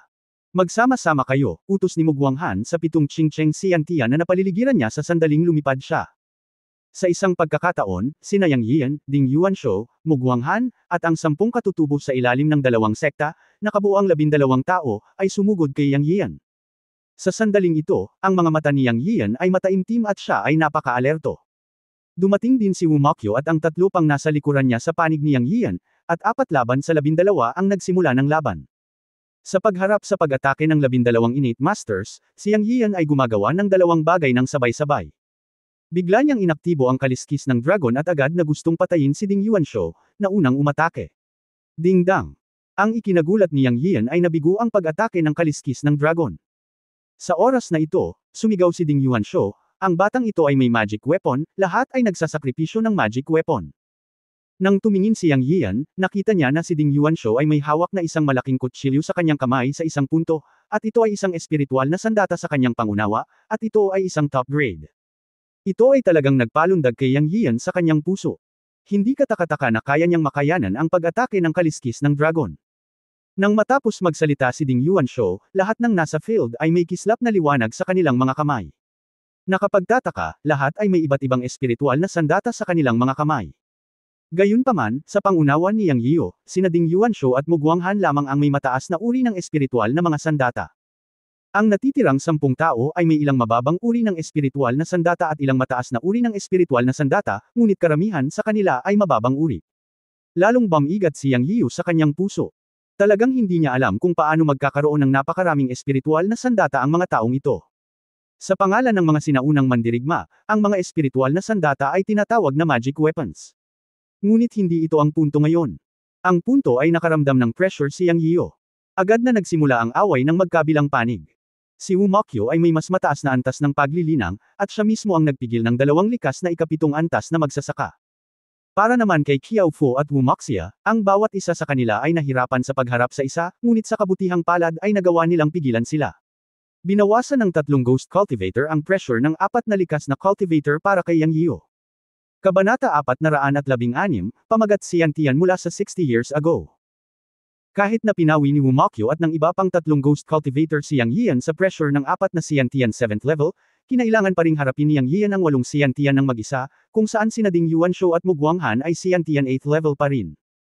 Ang isa ay nasa gitnang yugto ng Xian Tian 8th level, at ang isa ay nasa tuktok ng Xian Tian 8th level. Sa loob ng 3 paghinga, nagpalitan sina Yang Yian at Ding Yuanshu at Mu Guanghan ng higit sa 10 galaw, ngunit nalaman din nila na ang kanilang sariling lakas ay dapat maihambing sa Xian Tian 9th level. Ito ay isang magandang bagay, ngunit ang susi ay na, tulad ng sinasabi ng matandang kasabihan, ang 2 kamao ay hindi maaaring matalo ang 4 na kamay. Bukod pa rito, lahat ng mga taong ito ay may mga espiritual na sandata sa kanilang mga kamay, na lubhang nakakabawas sa kalamangan ni Long Lin. Isa laban sa 8, bagamat ang lakas ni Yang Yian ay maihahambing sa isang sinaunang mandirigma ng Xian Tian 9th level, siya ay pinalo pabalik ng 8 tao sa ilang sandali, at siya ay mapalad na hindi siya nasugatan. Palaki ng palaki ang pressure, at naramdaman ni Yang Yian na hindi niya kayang labanan, ngunit hindi pa rin siya natatakot. Sa isang banda, gusto rin niyang subukan ang sarili niyang limitasyon, at sa kabilang banda, mayroon siyang bottom line sa kanyang puso, dahil naniniwala siyang hindi tatayo ang matandang si Jiexian at hindi pa siya nakakarating sa dulo ng kalsada. Sa mga tuntunin ng lakas ng realm, ang foundation building level 7 ni Yang Yian ay maihahambing sa mga sinaunang mandirigma ng innate level 9. Ngunit hindi niya napigilan na habulin at bugbugin ng 2 innate level 8 at 6 innate level 7. Gusto niyang ilabas ang dugo at essence spell, ngunit siya ay binugbog ng walang oras upang huminga. Ang spell ng dugo at essence spell ay kailangang i-cast para ma-invoke ang secret formula. Ngayon sa ilalim ng pagkubkob ng 8 katutubo, si Yang Yian ay maaari lamang lumaban. Kung hindi dahil sa malakas na suporta sa pag-iisip, makokontrol pa rin niya ang kaliskis ng dragon para lumaban, at maaaring nasugatan na siya ngayon. Siyempre, ang pangunahing pressure ay nagmula kina Ding Yuanshu at Mu Guanghan, lalo na kay Mu Guanghan, na may pinakamahusay na espiritual na enerhiya sa kanyang mga kamay. Ang kanyang talino sa espada ay hindi napakahusay, ngunit kaya niya itong paglaruan. Higit sa lahat, si Mu Guanghan ay nasa tuktok ng likas na antas 8, na malapit sa likas na antas 9. At alam ni Yang Yian na ang lakas na maaari niyang ibigay ay ang likas na antas 9. Kaya't lubhang hindi komportable na makubkob ng 8 likas na master. Salamat sa kanyang pagiging cultivator, ang tunay na enerhiya sa kanyang katawan ay mas malaki kaysa sa iba, kung hindi, ito ay mapanganib. Ang Dragon Slaying Sword sa kanyang kamay ay pinasigla ng totoong chi, at ang lakas ng espada ay tumaas ng husto, ngunit iyon lang. Hindi niya lubos na may sigawa ang kapangyarihan ng Dragon Slaying Sword, kung hindi ay mas madali ito. Ngayon ay magagamit na lamang niya ito bilang isang espiritual na sandata. Ang mabangis na pag-atake ng 8 likas na master ay nagpagulo saglit kay Yang Yiu, ngunit sa kabutihang palad ay nakayanan pa rin niya ito. Pagkatapos ng lahat, mayroon siyang lakas na maihahambing sa ika-9 na antas ng likas. Gayunpaman, si Ding Yuanshu at Mu Guanghan ay lalong natakot. Ang 8 sa kanila ay nakipaglaban kay Yang Yiu ng higit sa 100 galaw, ngunit hindi nila siya pinabagsak. Pinigilan lang nila si Yang Yiu. Napakakulit nitong tingnan ang dalawa. Ang 8 sa kanila sa huling yugto ng katutubo ay maaaring ibagsak kahit ang ika-9 na antas ng likas, ngunit ang lakas ni Yang Yiu ay lampas sa kanilang imahinasyon. Maging ito ay ang napakalaking tunay na diwa o ang lakas ng laman, ang batang ito ay hindi mas mababa sa mga masasamang iyon. Kaya medyo nababalisa sina Ding Yuanshu at Mu Guanghan, alam nilang kung hindi nila gagamitin ang trump card, may mangyayari. Ngunit hindi nila nakalimutang imbestigahan na mayroon pang master sa Zhongyanmen. Agad na nagpalitan ng tingin sina Ding Yuanshu at Mu Guanghan at nagsimulang gamitin ang kanilang pinakamahusay na taktika. Si Yang Yiu at ang dalawang lalaki ay may sama ng loob sa isa't isa dahil sa pagpatay sa kanilang mga anak, at pareho nilang gustong punatan si Yang Yiu. Sa kabilang banda, gusto rin nilang makuha ang mayroon si Yang Yiu, at walang hanggal. Sa susunod na sandali, isang anting-anting ang lumitaw sa kamay ni Ding Yuanshu, at na-activate niya ang kanyang tunay na diwa, at ang anting-anting ay biglang kuminang ng maliwanag. Malinaw na nakikita ni Yang Yiu na ang ginawa ni Ding Yuanshu sa kanyang kamay ay isang mahiwagang anting-anting, at ang kanyang puso ay lumubog. Walang duda na ang bilis ni Ding Yuanshu ay tataas ng higit sa 3 beses pagkatapos gamitin ang mahiwagang anting-anting, at siya ay nasa panganib sa oras na iyon. Sa parehong oras, lumitaw din ang isang anting-anting sa kamay ni Mu Guanghan, at pagkatapos itong ma-activate, isang malakas na enerhiya ng espada ang lumabas mula rito. Nakaramdam ito ng lamig kay Yang Yio. Sa hindi inaasahang pagkakataon, pareho silang may talisman sa kanilang mga kamay. Si Ding Yuanshu ay may magic talisman sa kanyang kamay, habang si Mugwanghan ay gumamit ng sword energy talisman, at ang huli ay mas nakakatakot kung ikukumpara. Nagulat si Yang Yian. Ginamit niya ang lahat ng kanyang chi para ay ugoy ang dragon slaying sword sa kanyang kamay. Gamit ang kanyang kabilang kamay, patuloy niyang hinahampas ang heaven shocking palm. Ang kanyang isip ay nagtulak pa sa kaliskis ng dragon upang salakayin sina Mugwanghan at Ding Yuanshu, sinusubukang pigilan sila sa paggamit ng anteng-anteng. Ang paputok na pag-atake ay gumana. Mabilis siyang umatras, naisip na lumayo sa kanila para harapin niya ang hindi inaasahan. Sumigaw din siya, "Matanda Jiexian, bakit hindi ka lumabas?" Sa oras na ito, talagang nababalisa si Yang Yian. Si Ding Yuanshu at Mugwanghan ay may mga talisman sa kanilang mga kamay, na siyang pinakamalaking hindi inaasahang pangyayari. Ang 8 likas na puwersa ay nagpagulo sa kanya. Ngayon kung si Ding Yuanshu at Mugwanghan ay may mga anteng-anteng sa kanilang mga kamay, halatang magdurusa siya. Siya ay orihinal na naghihintay para sa Jiexian na kumilos, ngunit ngayon ay tila hindi siya gagawa ng hakbang maliban kung siya ay sumigaw sa matandang ito. Alam ni Yang Yian na baliw ang matandang si Jiexian. Sandali siyang magiging matino at malilito saglit sa isang araw. Ngayon parang totoo na. Nahulaan niya na ang matandang si Jiexian ay tiyak na nanunood ng palihim. Lalabas na sana siya pagkatapos sumigaw. Umatras si Yang Yio habang sumisigaw, ngunit nalaman niyang minamaliit niya ang kapangyarihan ng mga anteng-anteng sa kamay ni Ding Yuanshu at Mugwanghan. Ang mga anteng-anteng sa mga kamay ng dalawang taong ito ay dapat ituring na mababang grade na top grade. Ang katawan ni Ding Yuanshu ay kumislap ng liwanag. Matapos ay activate ang magic anteng-anteng, humakbang siya pasulong at nasa harapan niya sa susunod na segundo. Ang malaking kutsilyo sa kanyang kamay ay direktang nakaturo sa kanyang leeg, na nagparamdam kay Yang Yio ng lamig na nagmumula sa malaking kutsilyo ni Ding Yuanshu. Sabay-sabay ding umatake si Mugwanghan. Matapos ay activate ang sword energy talisman sa kanyang kamay, isang flash ng malamig na liwanag na parang kidlat ang umabot sa kanyang noo sa isang kisap mata. Sa sandaling ito, tumayo ang buhok ni Yang Yio. Nagmamadali niyang tinawag ang armor ng Chinkei na may pag-iisip, ngunit nalaman na ang pag-atake ay dumating na sa kanyang harapan. Mamamatay na ako. Ito ay isang kaisipang pumasok sa isip ni Yang Yian. Ang mga bagay ay madalas na umiikot sa kritikal na sandali. Sa sandaling ito, isang tamad na boses ang umalangaw-ngaw sa buong venue, ang ilang maliliit na lalaki ay inistorbo ako sa pag-inom, na talagang sumire sa aking kalooban. Ito ay ang diwata ng alak. Binago ni Yang Yian ang kanyang mga alalahanin sa kagalakan. Kasabay nito, naramdaman niya na habang nagsasalita ang matandang diwata ng alak, 2 agos ng totoong enerhiya ang lumitaw sa tabi niya, isa sa kaliwa at isa sa kanan, na nakatutok sa espada ni Ding Yuanshu at sa spell ng enerhiya ng espada ni Mugwanghan. Boom! Ding-dang! 2 magkaibang tunog. Sa mga mata ni Yang Yian, direktang sumabog ang sword energy spell ni Mugwanghan, ngunit hindi ito nakaapekto sa kanya. Pinagpapawisan siya ng malamig sa puso, isang daliri na lang. At ang espada ni Ding Yuanshu ay direktang tumunog na dingdang, at si Ding Yuanshu ay dumura ng isang subaw ng dugo at lumipad palabas. Ang 2 daloy ng tunay na enerhiya na nagmula sa manipis na hangin ay natunaw ang mga pag-atake ni Ding Yuanshu at Mugwanghan. Pinunasan ni Yang Yian ang malamig na pawis sa kanyang noo. Sa kanyang peripheral vision, nakita niyang lumitaw ang diwata ng alak sa tabi niya na may hawak na alak na lang sa kanyang kamay. Maluwag ang mukha niya at walang abnormalidad. Sa pagharap sa kakaibang eksena sa bukid at sa biglaang pagsulpot ng matandang diwata ng alak, sandaling natigilan ang magkabilang panig. Si Ding Yuanshu, na dumudura ng dugo, ay tumangala sa matandang diwata ng alak at biglang nanginig ang buong katawan, ang kanyang mukha ay namutla. Nang tumingin si Yang Yian kay Mugwanghan, nakita rin niya na hindi siya makapaniwala. Saktong pagkatulala niya ay may sumulpot na mabagal na reaksyon. Isang congenital na sinaunang mandirigma na 3 metro ang layo mula sa matandang diwata ng alak ay walang pakialam sa hitsura ng isang matanda. Anyway, ang mga maaaring lumitaw dito ay lahat mula sa Yunmen. Akala niya ay papatayin niya ito at saksakin ng espada ang matandang diwata ng alak. Hindi. Huwag. Sabay-sabay na nagbago ang mga mukha ni Ding Yuanshu at Mugwanghan, at sumigaw sila para pigilan siya. Gayunpaman, huli na. Nasaksak na ng congenital sword ang matandang diwata ng alak. Malinaw itong nakita ni Yang Yio. Nakita niyang damilat ang mata ng matanda, ang diwata ng alak, at biglang hinampas ng palad ang lalaki. Bang! Ah! Ang katutubo na sumaksak sa matanda, sumigaw at ang kanyang katawan ay sumabog sa mga piraso. Masyadong puwersa ang ginamit ko. Matapos madaling basagin ang isang 7 antas na sinaunang mandirigma, tumingin ang matanda sa kanyang palad at bamulong. Ang visual na epekto ng gayong casual na puwersa na maaaring direktang pumutok sa isang tao ay talagang nakakagulat, at maging ang labanan sa pagitan ni Wu Maqu at ng iba pa sa di kalayuan ay tumigil.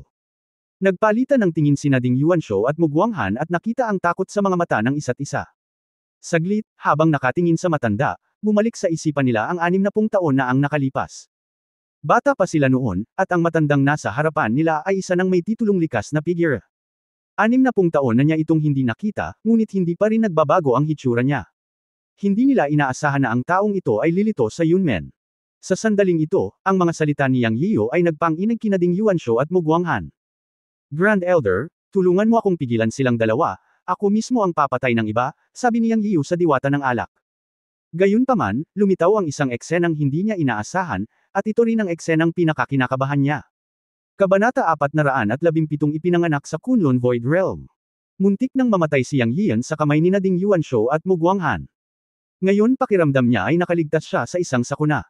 Ang hitsura ng matandang lalaki ng alak ay tiyak na panatilihin niya ang mga taong ito. Siya. Kinausap ang matandang lalaki ng alak upang hayaan siyang maglaman ni Ding Yuanshu at Mu Guanghan. Kahit na pagsama-samahin ang natitirang 7 antas ng likas, maaari niyang patayin ang mga ito ng paisa-isa. Sa huli, hindi siya pinayagan ni Ding Yuanshu at Mu Guanghan. Anyway, naging mortal silang magkaaway at walang posibilidad na magkasundo. Kung hindi niya papatayin ang mga ito sa pagkakataong ito, sa susunod na pagkakataon ay sarili niyang kapahamakan. Nagulat si Ding Yuanshu at Mu Guanghan nang marinig nila ito. Kung kumilos ang matandang nasa harapan nila ay mabibitay ang kanilang buhay. Ano? Nagulat at nag-aalala si Yang Yian na nakita niya si Ding Yuanshu at si Mu Guanghan ay sumaludaw sa matandang lalaki ng alak at sumigaw ng napakalakas na pangalan. Nagbigay galang sina Shenzang Ding Yuanshu at Qingcheng Mu Guanghan. Kay Senior Lei Ting. Nadurog ang puso ni Yang Yiu nang makita niya sina Ding Yuanshu at Mu Guanghan na tinatawag ang matandang diwata ng alak na si Senior Lei Ting. Ang higit niyang ikinabahala ay na isang araw ay maaalala ng matandang diwata ng alak ang lahat, o ang matandang diwata ng alak ay mula sa isang tiyak na sekta, at pagkatapos ay darating ang ibang sekta upang hanapin siya at kunin siya pabalik, upang si Yunmen ay mawala ng isang Panginoon. Ngayong tinitingnan ng hitsura ni Ding Yuanshu at Mu Guanghan, halatang kilala nila ang matandang diwata ng alak. Sa kasong ito, maliit ang pagkakataon ng matandang engkanto ng alak na manatili sa Yunmen. May makasariling motibo si Yang Yiu, kaya paano niya hahayaan ang matandang diwata ng alak, na hirap niyang dinukot, na umalis sa Yunmen. Agad niyang sinabi, Grand Elder, patayin mo na lang ang mga taong ito. Ang mga bastard na ito ay pawang mga mortal na kaaway ng ating Yunmen. Huwag mong kalimutan na ikaw ang punong elder ng Yunmen. Noong una, gustong patayin ni Yang Yian si Lian Lianshu mismo upang patalasin ang kanyang karanasan sa pakikipaglaban. Ngayon ay tila mapapatay na lamang niya sina Ding Yuanshu at Mu Guanghan sa lalong madaling panahon, baka may masabi sila at mairita ang diwata ng alak, na magiging malaking gulo. Ngayon lang, napansin niya na nang si Ding Yuanshu at ang dalawa pang iba ay sumigaw ng 4 na salitang, Senior Lei Ting, ang matandang lalaki ng engkanto ng alak ay may pagtataka sa kanyang mga mata, at nakaramdam din ng sakit, na para bang naisip niya ang sinabi ni Senior Lei Ting. Ngayong naisip ito ni Yang Yian, wala siyang pakialam kay Senior Lei Ting. Sa kanyang mga mata, ang matandang lalaki ng diwata ng alak ay dapat na ang dakilang elder ng Yunmen. Hindi si Senior Lei Ting, at hindi siya papayag na ipaalala ng sinuman sa matanda ang tungkol sa diwata ng alak ng anuman. Bagamat makasarili, walang ibang paraan. Kinailangan pa niyang umasa sa matanda ng diwata ng alak upang protektahan ang kanyang mga kamag-anak at kaibigan, hindi bababa sa bago niya makamit ang gintong elixir. At si Ding Yuanshu at Mu Guanghan ay may nakita ding mali sa oras na ito. Kung titingnan ang blankong tingin sa mga mata ni Senior Lei Ting, at ang katotohanang tinawag siyang matandang diwata ng alak ni Yang Yian, ngunit ngayon ay tinawag siyang dakilang elder, tila nawala ng alaala si Senior Lei Ting. Diyos ko, maaaring na-control ng mapangahas na Yang Yian si Senior Lei Ting sa ilang paraan. Sa pag-iisip ng mga tanong na ito, inisya ni Ding Yuanshu at Mu Guanghan. Ang tunay na pangalan ni Senior Lei Ting ay Lu Xiaotian. Siya ay isang tao ng oras 60 taon na ang nakalilipas. Isa siya sa 10 katutubo na may titulong Lei Ting, at miyembro din ng Kunlun, ang pinakamalaking sekta sa Jiushou. 60 taon na ang nakalilipas, nabalitaan na siya ay isang kataas-taasang powerhouse na umabot sa mahusay na pagiging perpekto ng ika-9 na antas ng likas. Sa hindi mabilang na mga likas na powerhouse, mayroon lamang 10 may pamagat na katutubo. Ang henerasyon ni Lei Ting ay isang panahon ng magagandang tagumpay, na may hindi mabilang na mga powerhouse na gumagala sa mga ilog at lawa, na nagpapasigla sa sitwasyon. Ang mga makakamit ang titulong likas ay pawang mga pinakamataas na figure na nababad sa mga bundok ng mga bangkay at dagat ng dugo. Si Senior Lei Ting ay higit pa sa antas ng ninuno ni Kunlun. Gayunpaman, ayon sa mga alingaw-ngaw, ang 10 may pamagat na figure 60 taon na ang nakalilipas ay namatay o nawala, lahat sila ay nagtungo upang makahanap ng isang kaharian na lampas sa likas. Ang mga taong ito ay nawawala sa buong 60 taon. Sa paghusga sa mga naunang galaw, na napakagaan at madaling gawin ng hindi hinahawakan, tila nalampasan ni Senior Lei Ting ang likas. Kapag iniisip ito, ang puso ni Ding Yuanshou at Mu Guanghan ay parang kulog. Nahigitan ang likas na kaharian ay ang rurok ng martial arts na hinahabol ng bawat likas na yumaong sinaunang martial artist. Alam ba nila kung ano ang lampas sa likas na kaharian? Ang rurok ng martial arts sa mga alingaw-ngaw ay ang virtual realm, na nangangahulugang ang realm of breaking the void. Ang maabot ang kaharian na ito ay isang tunay na immortal. Hindi kaya naabot ng kasalukuyang hitsura ni Senior Lei Ting ang virtual realm. Habang iniisip ko ito, mas posible ito. Ngunit hindi ko inaasahan na lilito si Lei Ting sa Yunmen, at hindi ko inaasahan na siya ang matandang engkanto ng alak sa bibig ni Yang Yiu, ang punong elder ng Yunmen. Pero mukhang may problema sa utak si Senior Lei Ting. Kung hindi, paano siya, isang dakila at marangal na tao ng henerasyon, at ang ninuno ng Kunlun, ang unang pangunahing sekta sa sinaunang martial arts world, ay handang manatili sa isang maliit na lugar tulad ng Yunmen? Dadalhin ba siya ng isang batang tulad ni Yang Yian? Maaaring gumamit si Yang Yian ng ilang paraan para malito si Senior Lei Ting. Kung totoo ito, basta kumalat ang balitang ito sa Kunlun, ang maliliit na Yunmen ay malilipol sa harap ng malalaking sekta tulad ni Kunlun. Si Yang Yian ay tila nag-aatubili. Sinigaw nila ang pangalan ni Senior Lei Ting, na nagdulot ng kainahinala kina Ding Yuanshou at Mu Guanghan. Direkta namang inisya ni Ding Yuanshou si Yang Yian, anak, maglakas loob kang gamitin ang iyong kayamanan sa isang taong may titulong likas na sumikat 60 taon na ang nakararaan. Alam mo ba na ang Senior Lei Ting ay tinatawag na Lei Ting at isang figure sa antas ng ninuno ni Kunlun? Ngayon gusto kong makita kung paano ka mamatay, hahaha. Narinig ni Yang Yian ang sinabi ni Ding Yuanshou, ngunit ang kanyang puso ay nasa kaguluhan. Ayon kay Ding Yuanshou, ang matanda ay nagkaroon ng isang maluwalhating nakaraan at isang napakakahangahangang background.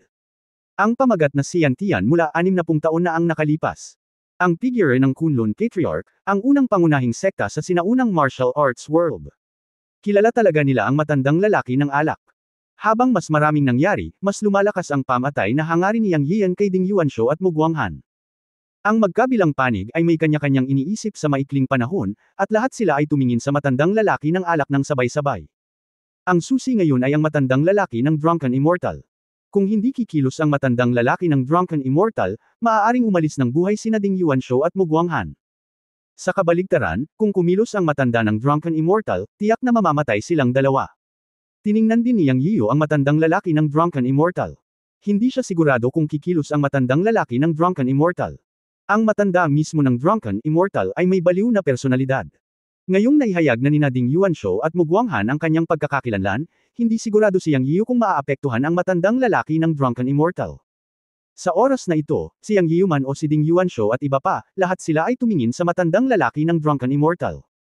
Sa sandaling ito, ang matandang lalaki ng Drunken Immortal ay tumingin kay Ding Yuanshou at Mu Guanghan na may nagtatakang tingin, at pagkatapos ay tumingin kay Yang Yiu.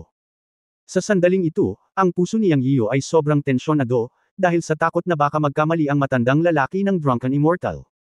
Matapos ang matandang lalaki ng Drunken Immortal ay manatili sa mukha ni Yang Yiu ng ilang segundo, agad siyang nagsalita, na nagpangiti kay Yang Yiu sa kanyang puso.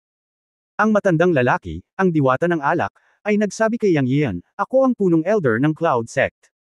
Pagkatapos patayin ang mga taong ito, kailangan mong bigyan ako ng 5 garapon ng alak. Oh, hindi, kahit 10 garapon ng alak. Haha, okay, ako na ang bahala sa masarap mong alak habang buhay. Natuwa si Yang Yian. Narinig ni Ding Yuanshou at Mu Guanghan, na nakatayo, ang pag-uusap ni Yang Yian at ng matanda, at biglang nagbago ang kanilang mga mukha. Sa oras na ito, isa lang ang nasa isip nila, si Senior Lei Ting ay talagang wala sa kanyang isip. Ang pinakamahusay sa 36 na estratehiya ay ang tumakas. Tumakbo. Tumakbo. Agad na tumalikod si Ding Yuanshou at Mu Guanghan at pumailang lang sa langit, habang sinisigawan ng kanilang mga tauhan na tumakas. Sa pagharap sa matandang lalaki, ang diwata ng alak, na malamang na nalampasan ang likas na kaharian at pumasok sa virtual na kaharian, wala silang kahit kaunting ideya na lumaban. Hindi pa banggitin na si Lei Ting ay malamang na pumasok sa virtual realm at naging god-level figure sa kanilang mga puso, kahit na siya ang titulo ni Lei Tian si Yan Tian isang dekada na ang nakalipas, maaari lang silang tumakas pagkatapos marinig ito. Si Yang Yian ay binibigyang pansin ang mga aksyon ni Ding Yuanshu at Mu Guanghan. Natagpuan niya ang mga palatandaan ng kanilang pagtakas sa unang pagkakataon. Inipon niya ang kanyang tunay na enerhiya gamit ang Dragon Slaying Sword sa kanyang kamay at lumipad upang laslasin ang kalapit na Ding Yuanshu. Hindi niya inaasahan na papatayin niya si Ding Yuanshu gamit ang espadang ito, ngunit gusto lang niyang saktan siya at patigilan bago siya patayin. Wala siyang paraan upang harapin ang 8 katutubo, ngunit may kumpiyansa siyang patayin si Ding Yuanshu, kahit na siya ay nasa ika-8 antas ng katutubo. Gayunpaman, nang maglaslas siya gamit ang espada, hindi niya inaasahan na biglang hihinto si Ding Yuanshu sa himpapawid pagkatapos lumipad palabas na parang matalim na palaso. Gamit ang espada, ang katawan ni Ding Yuanshu ay nahiwalay sa kanyang ulo nang walang kahit isang sigaw. Ang kanyang katawan ay nahahati sa 2 piraso at nahulog mula sa hangin. Huminto din si Mu Guanghan. Natigilan si Yang Yian ngunit mas mabilis siyang nag-react. Muli siyang nagsaksak ng espada, at napasigaw si Mu Guanghan at nahati ang kanyang ulo. Sa isang iglap, namatay ang 2 likas na ika-8 antas ng sinaunang mandirigma. Sa oras na ito, naramdaman ni Yang Yiu ang pagbabago-bago ng espiritual na enerhiya ng langit at lupa na nawawala sa hangin, at alam niya na ito ay resulta ng tulong ng matandang diwata ng alak. Habang palihim na nagbubuntong hininga sa malalim na husay at kultibasyon ng matandang engkanto ng alak, lumipad din siya pababa mula sa himpapawid, umungal ng patayin, at hinabol ang mga katutubo ng 2 sekta na tumatakas sa lahat ng direksyon. Ang iba sa mga taong ito ay natakot hanggang sa mamatay nang makita nilang namatay sina Ding Yuanshu at Mu Guanghan, ngunit hindi sila nang ahas na lumaban at tumakas para sa kanilang buhay. Gayunpaman, kasama ang matandang diwata ng alak, ang kanilang kapalaran ay tiyak na mapapahamak. Kasama ni Wu Mokyo at ng 3 Ghost Cultivator, pinatay ni Yang Yiu ang lahat ng natitirang innate ng ika-7 antas sa loob ng wala pang 5 minuto. Doon ay 15 katutubo mula sa 2 sekta, at ni isa ay walang naiwan na buhay. Kabanata 418 Natatakot ka ba? 15 likas na sinaunang mandirigma ang umiinom ng dugo sa lugar. Alam din ni Yang Yiu kung ano ang kahihinatnan ng pagpatay sa mga taong ito. Pero may choice ba siya? Ang sagot ay hindi. Mula noong gabing pinatay niya sina Ding Chan at Mu Chencheng, nakatadhana siyang mamatay kasama sina Shenzong at Qingcheng. Kung wala siyang lakas at background ng diwata ng alak ngayon, siya ay papatayin ng mga taong ito sa slag, at maging ang mga kamag-anak at kaibigan ng buong Yunmen ay madadami. Hindi kinaya ni Yang Yiu ang kahihinatnan nito. Kaya't hindi niya pinagsisihan ang pagpatay kay Ding Yuanshu, Mu Guanghan at iba pang 15 katutubo. Kung may choice pa, gagawin pa rin niya. Dahil wala siyang ginawang masama. Sa simula pa lang, hindi siya nagkusa na mang-provoke ng kahit na sino. Noon pa man ay sila na ang gustong pumatay o magnakaw. Pinilit itong umabot sa puntong ito ngayon. Bagamat malamang na mag-udyok ito ng mas malakas na paghihiganti mula sa Shenzong at Qingcheng, walang magagawa. Kung walang matandang lalaki na may diwata ng alak ngayon, kung wala ang sariling lakas at paglilinang, sino ang mamamatay, malinaw na sa isang sulyap. Ang tunay na apoy ay pinakawalan upang sunugin ang mga katawan ng mga taong ito. Inutusan ni Yang Yiu si Wu Mokyo at ang 2 pang kolektahin ang mga samsam. Sa labanan ngayon, hindi banggitin ang halos 100 espiritual na mga bato na nakuha mula sa mga taong ito, ang 15 espiritual na sandata lamang ay maaaring magpapataas sa kapangyarihan ng pakikipaglaban ng mga taong Yunmen sa isang mas mataas na antas. Kabilang sa mga ito, ang sinaunang espada ay ibinigay kay Wu Mokyo, ang malawak na espada ni Ding Yuanshu ay ibinigay kay Qiao Fu, at si Wu Moxia ay pumili ng isang medium grade na espiritual na sandata. Ang 3 sa kanila ay lumaban ng merito ngayon at dapat makatanggap ng kaukulang mga gantimpala. Ang pagpili ng pinakamahusay na espiritual na sandata ay isang benepisyo. Ang natitirang mga espiritual na sandata ay lahat ay ipamahagi upang ang lahat ay magkaroon ng espiritual na mga sandata para sa pagtatanggol sa sarili. Pagpasok sa formation, hindi may iwasang aliwin ang lahat, na sinasabing okay lang. At natural na nakita ng mga tao sa Porma Sion ang labanan ng 15 innate ngayon. Lahat sila ay nagpipigil ng galit sa kanilang mga puso at ipinahayag na sila ay magsisikap na magsanay. Naunawaan nilang lahat na ang tanging tao sa buong Yunmen na may lakas upang labanan ang 15 likas na kaaway na dumating ngayon ay ang mga taong pumasok sa panahon ng pagtatayo ng pundasyon. Kung wala kang panahon ng pagtatayo ng pundasyon, ang paglabas sa formation ay mamatay, at magdudulot din ito ng kaguluhan para kay Yang Yiu at sa iba pa. Siyempre, wala si Dugu Walking at Lu Zuoxi ngayon, kung hindi, makakatulong sila. Para naman sa ibang tao, tulad ng 3 disipulo ni Yang Yiu, lahat sila ay nag-iisa. Kahit na lumabas sila, hindi sila kalaban ng ika-7 antas ng katutubo sa mga tuntunin ng paglilinang.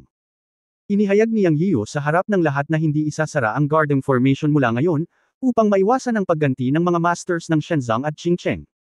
Ayon kay Master Yun Changxie, ang Guarding Formation ay makatiis sa mga pag-atake ng Jindan Strongmen. Sa porma sayon na nagbabantay sa Yunmen, walang pag-aalala sa ngayon. Siyempre, walang ganap. Sino ang nakakaalam kung ang Shenzong at Qingcheng ay nalampasan ng likas na pag-iral? Katulad ng matanda ng diwata ng alak, nalampasan niya ang likas na kaharian. Matapos patahimikin ang lahat, inilabas ni Yang Yiu ang huling 2 garapon ng spirit wine mula sa Qiankun Pot Space. Ito ang masarap na alak na ibinigay sa kanya ni Chenju bilang parangal. Ito ay tinimplahan ng 800 taong gulang na Ganoderma lucidum. Ito ang pinakamasarap na alak sa wudang. Noong nakaraan, nagdadalawang isip siyang ibigay ito sa matanda ng diwata ng alak, ngunit ngayon ay tuluyan na niyang binuksan ang kanyang puso sa matanda ng diwata ng alak. Matapos malimpasan ang antas ngayon, anuman ang magiging kalagayan ng matandang engkanto ng alak sa hinaharap, aalalahanan siya ni Yang Yiu bilang isang pabor sa kanyang puso. Ito rin ang unang pagkakataon na itinuring niya ang matanda ng diwata ng alak bilang kanyang sariling tao. Noong nakaraan, itinuring ni Yang Yiu ang matandang lalaki ng diwata ng alak bilang isang walang ugat na lumulutang dahil sa kanyang kabaliwan at hindi alam na pinagmulan. Mahirap para sa kanya na ituring bilang kanyang sariling tao sa kanyang puso. Hindi naman sa ayaw niya, pero psychological effect yun. Ngunit ngayon, sa wakas ay tinulungan siya ng matanda ng diwata ng alak. Naaalala na noong sinabi ni Ding Yuanshou sa matandang lalaki ng diwata ng alak na siya ay isang figure ng Kunlun Thunder, na pagmasdan niyang Yiu na isang bakas ng pagiging komplikado at pagkagusot ang sumili sa kaibuturan ng matandang lalaki ng diwata ng alak. Hindi alam ni Yang Yiu kung may naalala siya, o natimbang ito sa kanyang puso, ngunit nakatayo siya sa kanyang tabi pagkatapos ng lahat. Ang pabor na ito ay sapat na upang malimpasan ang lahat. Umakyat si Yang Yiu sa bundok na may 2 garapon ng masarap na alak sa kanyang kamay. Pagkatapos ng labanan, muling umakyat sa bundok ang matanda ng diwata ng alak. Naguluhan si Yang Yian dito. Nabigyan na siya ng magandang kwarto sa ancestral house sa paanan ng bundok, pero ayaw lang doon ng matanda. Gusto niyang manatili sa bundok, anuman ang hangin o ulan. Baka ang kakaiba lang ni Master. Walang pakialam si Yang Yian. Gusto niyang manatili sa bundok. Gayunpaman, mula sa pananaw ng paglilinang, ang dahilan kung bakit nanirahan ang matandang lalaki sa bundok ay upang maunawaan ang kalikasan ng langit at lupa. At the same time, medyo naiingit siya. Sa bundok, ang langit ang kanyang kumot at ang lupa ang kanyang higaan. Mayroon siyang 3 espiritong hayop, sina Daor Xiangxiang, Hao Dudo, at Wang Zai upang samahan siya. Nakahiga siya sa isang malaking bato at uminom ng kaunting alak. Ang kanyang mga araw ay talagang masaya at walang pakialam. Pagpasok ng tagsibol, nabuhay muli ang lahat. Ang buong bundok ay nababalot sa isang patong ng sariwang berde, at ang mga halaman at mga bulaklak ay nakaunat, isang larawan ng sigla. Huni ng mga ibon at insekto. Nakita ng 3 espiritong hayop na paparating si Yang Yian at masayang tumakbo patungo sa kanya. Sa kanyang elixir paminsan-minsan, ang 3 espiritong hayop ay lumalago araw-araw at puno ng espiritualidad. Lalo na ang unang bloodline na nag-evolve kay Daor Xiangxiang, na ang buhok ay naging mas makinis, at ang kanyang gininto ang buhok ay parang bahaghari kapag siya ay tumatakbo, na napakaganda. Kanya. Ang malalaking bilog na mga mata ay madilim at maliwanag, at siya ay mukhang napaka-cute at puno ng espiritu.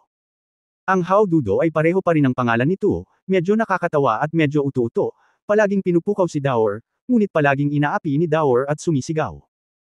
Tanging ang huling Wang Zai ay medyo ordinaryo, ngunit ang IQ ng aso ay natural na mataas, at sa epekto ng pag-inom ng Spirit Beast Pill, ang kanyang katalinuhan ay tumaas din ng gusto, at maaari rin siyang sumama sa bilog ni Daor at Dudo, at ang 3 espiritong hayop ay nagkakasundo ng maayos. Tiningnan ni Yang Yian ang 3 espiritong hayop at inilabas ang mga table tasks para pakainin sila. Binigyan niya ang bawat isa sa kanila ng isang tableta, na nagpasigaw sa tuwa sa 3 espiritong hayop. Gayunpaman, sa sandaling ito, nakaramdam siya ng Katie sa kanyang mga tainga at narinig ang isang alon ng espiritual na kamalayan sa kanyang isipan, nagugutom si nanay. Muntik ng matamba si Yang Yian. Ang espiritual na kamalayan ng insekto ang naghatid ng mensahe. Gusto mo rin ng pills? Tanong ni Yang Yian sa insekto. Ang sagot pa rin, nagugutom si nanay. Okay, tumutugtog ng lut sa isang baka, bibigyan kita ng isa. Bamulong siya at hinayaang kumawala ang insekto sa kanyang tainga at inilagay ito sa kanyang palad, at pagkatapos ay kumuha ng Peyuan pill para kainin ng insekto. Noong una, inakala ni Yang Yian na mas gusto ng insekto ang essence at dugo, ngunit hindi niya inaasahan na ang isang Peyuan pill, na inilagay kasama ng insekto, ay kasing laki ng katawan ng insekto. Ibinuka nito ang maliit na bibig nito at nilamon ito ng wala pang 2 paghinga, na nagpatulala kay Yang Yian.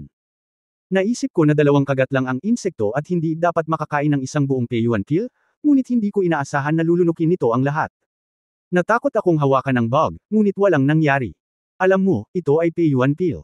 Kahit na kinuha ito ng isang cultivator sa chi refining stage sa unang pagkakataon, kailangan niya itong pinuhin.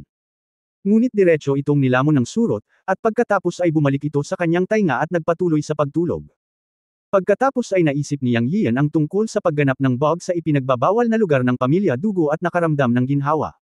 Sa oras na iyon, na nakaharap sa pag-atake ng Ice Arrow ng Unicorn Jackal, ang maliit na bee na ito ay direktang binasag ang Ice Arrow spell ng Unicorn Jackal.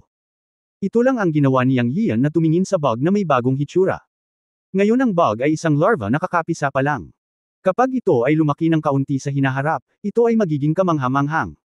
Anyway, malaki ang tiwala ni Yang Yian sa bug ngayon. Maging ito ay Dower, Howdudo, o ang bug, sila ay aktwal na nasa panahon ng mga batang hayop ngayon, at kailangan nila ng oras upang lumaki. Maging si Yang Yian mismo ay nasa growth period na ng isang cultivator, at kailangan din niya ng oras para makaipon at lumaki. Matapos paalisan ng tatlong espiritong hayop, naglakad si Yang Yiu patungo sa malaking bato kung saan nakahiga ang matanda. Pagkatapos niyang pumasok, narinig niya itong muling umuugong, anong alon, anong alon. Nang marinig ang humuhuni ng matanda, hindi napigilan ni Yang Yiu ang pagtawa. Hindi niya alam kung saan narinig ng matanda ang ganoong huni. Naisip niya na sa bibig ni Dugo Hui nang galing iyon, kung hindi, magiging wild siya. Grand Elder, gusto kong uminom ka, ngumiti si Yang Yiu at tumalon sa malaking bato. Kinaikit ng matanda ang kanyang mga mata at sinabing, anak, may ngiti ka sa labi, ngunit nakakunot ang iyong mga kilay. Natatakot ka bang bumalik ang mga taong pinatay mo ngayon para maghayganti sa kanilang mga sekta? Natigilan si Yang Yiu. Sa sandaling ito, talagang hinala niya na hindi na baliw ang matanda at bumalik na sa normal. Ang kanyang iniisip ay ibinunyag ng matanda. Huminga siya ng malalim at sinabing, totoo na hindi ko ito maitatago sa mga mata ng dakilang elder. Pagkatapos sabihin iyon, hindi inaasahan ni Yang Yian na masayang uminom ng alak ang matanda, at pagkatapos ay may sinabi na nakapagparamdam sa kanya. Kabanata 419 na dapat kang maging mas matigas at mas malupit. Sinabi ng matandang diwata ng alak, ano ang kinatatakutan mo, bata? Ang panuntunan ng sinaunang martial arts world ay ang mga malalakas ay iginagalang. Kung wala kang lakas, papatayin ka at bugbugin ng iba. Kung mayroon kang malakas na lakas, maaari mong patayin ang sinumang gusto mo. Matigas ang kamao mo, at sinumang hindi sumunod ay matatalo sa pagpapasakop. Ngayon, mayroong 15 katutubo, at ang pinakamababang kaharian ay nasa ikapitong antas ng katutubo. Obvious naman na nandito sila para patayin ka. Kung hindi dahil sa iyong mabuting lakas, naniniwala ka ba na kayang patayin ng mga taong ito ang lahat ng matanda at bata sa iyong yunmen? At saka, may kabahagi rin ako sa pagpatay sa mga taong ito ngayon. Hinihintay ko lang kung sino ang maglalakas loob na lumapit at maghayganti. Halika at dudurog ko sila sa slag. Ang mga kamao ay ang pinakadakilang katotohanan. Matatakot ka pa ba sa pagdating nila para maghayganti? Sa sinabi na, ngayon ay pumatay ka ng isang buong 15 katutubo, at sila ay nasa itaas ng ikapitong antas. Isipin mo na lang, anong klaseng kapangyarihan ito? Hindi kalabisan na sabihin na ngayon, ang 15 katutubo ng dalawang sekta ay pinagsama, walang sinaunang martial arts force ang nang-ahas na maliitin sila. Kung magtutulungan sila, masisira nila ang sekta at pamilya. Pero ano? Ikaw pa rin ang talo. Kamay. Bagamat ang pangyayaring ito ay magdudulot sa iyo na pukawin ang mga kaaway ng dalawang pangunahing sekta, nangangahas akong sabihin na mula ngayon, sinuman at anumang puwersa na pumupukaw sa iyo sa hinaharap ay dapat ding isipin kung may lakas ba silang pumatay ng 15 sinaunang mandirigma na higit sa ikapitong antas ng katutubo. Meron ba sila nito? Siguro, maaaring hindi, ngunit ikaw, Yang Yian, mayroon nito. Ito ang iyong kapital. Kahit na alam ni na Shenzong at Ching Cheng na nawala sa iyong mga kamay ang kanilang katutubo at nais nilang maghayganti, kailangan nilang isaalang-alang kung mayroon silang lakas ng loob. Hindi na kailangang sabihin, ang ibang mga sekta at puwersa sa sinaunang martial arts world ay kailangang maging magalang sa iyo sa hinaharap. Tandaan na ang lakas at prestihiyo ay ipinaglalaban at pinapatay. Pagkatapos ng insidenteng ito, maaaring mas kapaki-pakinabang kaysa sa nakakapinsala para sa iyong mga disipulong yunmen na maglakad sa sinaunang martial arts world. Ang isang yunmen na kayang pumatay ng 15 likas na ikapitong antas na tao ay dapat timbangin bago magalit. Sa oras na ito, ang matandang lalaki ng diwata ng alak ay may kinang sa kanyang mga mata. Nang magsalita siya, hindi siya baliw o nataranta man lang. Ang kanyang pagsusuri ay napakalohikal at siya ay mukhang mas matalino kaysa sa iba. Seryosong nag-alinlangan si Yang Yian kung may naalala ba ang matandang si Jixian, o kung siya ay nagkunwaring baliw. Gayunpaman, hindi tinanong ni Yang Yian ang mga salitang ito. Ang ilang mga bagay sa mundo ay mas mabuting malito. Maaaring hindi magandang bagay ang pagtatanong at pag-alam. Ngunit malinaw na narinig ni Yang Yian na ang matandang si Jiaxian ay nagpahayag ng saloobin sa kanyang mga salita. Sinuportahan niya ang sarili, ibig sabihin, kung talagang may mga kalaban na darating, kikilos siya at hindi tatayo. Ito was just one sentence short, bata, huwag kang mag-alala, nasasakupan kita. Paanong hindi matitinag si Yang Yian? At sa pag-iisip ng mabuti, tama ang matandang si Jiaxian. Pinatay niya ang 15 sinaunang mandirigma ng ikapitong antas ng Xiantian sa isang pagkakataon, at 2 sa kanila ay nasa ika-8 antas ng Xiantian, na walang katapusan na malapit sa ika-9 na antas ng Xiantian. Ayon sa mga sinaunang mandirigma sa kasalukuyang sinaunang martial arts world, ang ika-9 na antas ng Xiantian sa buong sinaunang martial arts world ay isang bihirang pag-iral, na napakakaunting. Ang mga gawa ng pagpatay sa 15 Xiantian ay imposible kahit sa ika-9 na antas ng Xiantian. Kahit na sa opinyon ni Yang Yian, ang mga sinaunang sekta tulad ng Wudang ay maaaring hindi makapatay ng 15 sinaunang mandirigma ng ikapitong antas ng Xiantian. Ito ay talagang isang hindi pangkaraniwang pamamaraan. Sa hinaharap, ang sinumang maglalakas loob na pukawin ako o ang mga disipulo ng Yunmen ay kailangang mag-isip ng 2 beses. Matapos malaman ito, si Yang Yiu ay nasa mabuting kalagayan. Binuksan niya ang 2 garapon ng alak at sinabi sa matanda, "Salamat." Walang dagdag na salita, ngunit iyon ang pinakaseryosong pangungusap na sinabi ni Yang Yiu mula nang makilala niya ang matanda. Hehe, sa wakas tinanggap mo na rin ako sa puso mo ngayon. Buti naman. To tell you the truth, tinanggap din kita ngayon. Bagamat nakita kitang nag-alinlangan nang pumatay ka ng 15 katutubo ngayon, sa wakas ay nakapagdesisyon ka na. Dahil dito, tumingin ako sa iyo ng mga bagong mata. Hindi lahat ay may lakas ng loob na magdesisyon na patayin ang 15 katutubo mula sa 2 pangunahing sekta. Ang pangyayaring ito ngayon ay tiyak na magdudulot ng kaguluhan sa sinaunang martial arts world. Tandaan, ang talas ay gulugod. Dapat kang maging mas malupit, kung hindi, hindi ka lalayo, at ang iyong Yunmen ay hindi makakatayo sa sinaunang martial arts world. Kung wala ang pagkilala sa mga sinaunang sektang iyon, ang mga kabataan ay, dapat kang magkaroon ng sigla ng mga kabataan. Mula ngayon, makatitiyak ka tungkol sa mga gawain ng Yunmen. Naniniwala ako na walang darating para guluhin ang iyong mga kamag-anak at kaibigan. Sa halip, dapat mong alalahanin ang iyong sarili. Sino ang nakakaalam, may mga henyo na haamon sa iyo, dahil wala ka pang 30 taong gulang, at nakamit mo na ang mga tagumpay ngayon. Maaari kang pumatay ng 15 likas na sinaunang mandirigma. Ito ay isang bihirang bagay sa sinaunang martial arts world. Siyempre, sa kabila ng tulong ng matandang ito, ang mga tagalabas ay hindi nang ahas na guluhin ako. Sayo lang sila tututukan, hahaha. Sabi nung matanda sa dulo, at tumawa hahaha, feeling of gloating. Nanlumo si Yang Yiu at sinabing, bakit may mangiistorbo sa akin? Ano ang makukuha nila? Reputasyon, sino ang ayaw ng katanyagan sa sinaunang martial arts world? Ang bagay na ito ay isang magandang bagay. Magagawa ka nitong igalang ng iba. Saan ka man magpunta, magalang na sasalubungin ka ng mga tao. Mula sa sinaunang panahon hanggang sa kasalukuyan, hindi magagawa ng mga sinaunang martial artist kung walang katanyagan at kayamanan. Halimbawa, ang pamagat ng Xiantian na binanggit ni Ding Yuanshou ay ang reputasyon na pinakagusto ng bawat martial artist sa sinaunang martial arts world sa Xiantian realm. Ngunit, ang katanyagan ay maaari ring makapinsala sa mga tao, kaya isipin mo ito. Kung kumalat ang balita na pumatay ka ng 15 Xiantian level 7 na sinaunang martial artist, gaano kalaki ang iyong reputasyon? May mga taong gustong ma-promote para magkaroon ng katanyagan at prestihiyo, kaya hinahanap ka na lang para lumaban, di ba? Nakangiting sabi ng matanda. Natigilan si Yang Yiu. Parang ganito. Sa totoong buhay, may mga taong gustong sumikat, hindi ba sa ganitong paraan? Ngunit pagkatapos ay naisip niya, hindi tama iyon. Ngayon ay nakapatay kami ng 15 katutubo, at wala ni isa sa kanila ang nakatakas. Sinong makakaalam na ako ang pumatay sa kanila? At hindi ikaw, o may ibang Panginoon sa dilim? Haha, tanga ka ba, o may tubig ka sa utak? Maaari mo bang isipin ang problema ng mas komprehensibo? Dapat mong malaman na ang Shenzong at Qingcheng, ang dating ay isang sinaunang sekta na sikat sa ibang bansa, at ang huli ay isa sa 8 pangunahing sekta sa Jiuzhou. Ang dalawang sekta ay may kabuuang 15 sinaunang mandirigma ng ikapitong antas ng katutubo na lumilitaw sa parehong lugar. Bulag ba ang ibang mga sekta? Walang pagkukulang ng mga taong nanunood ng kaguluhan sa mundong ito. Ngayon lang, may mga sinaunang mandirigma sa mga bundok sa paligid ng Yunmen. Noong nag-aaway kayo, palihim silang nanunood ng palabas. Hindi mo alam, pero pagkatapos ng araw na ito, kahit mga multo ay nakakaalam nito. Ang sabi ng matandang diwata ng alak habang umiikot ang mga mata. Nang marinig ni Yang Yian na sinabi ng matanda na may mga sinaunang mandirigma sa paligid ng nayon, nakaramdam siya ng kaba. Sa oras na ito, dinampot ng matanda ang garapon ng alak at sinabi, huwag kang kabahan. Sinabi ko sa iyo na sila ay mga tao lamang na nanunood ng kasiyahan. Wala silang pakialam sa pakikialam at sunod-sunod na silang umalis. Halika, samahan mo akong uminom. Masyadong marami ang naranasan ni Yang Yian ngayon, at ang kanyang mga ugat ay tensyonado.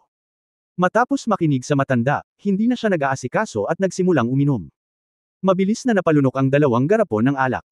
Kinaweyan ng matanda ang kanyang kamay at tumabi sa kanya ang dalawang garapon ng alak ng unggoy. Ang eksenang ito ay nagpalaki sa mga mata ni Yang Yian.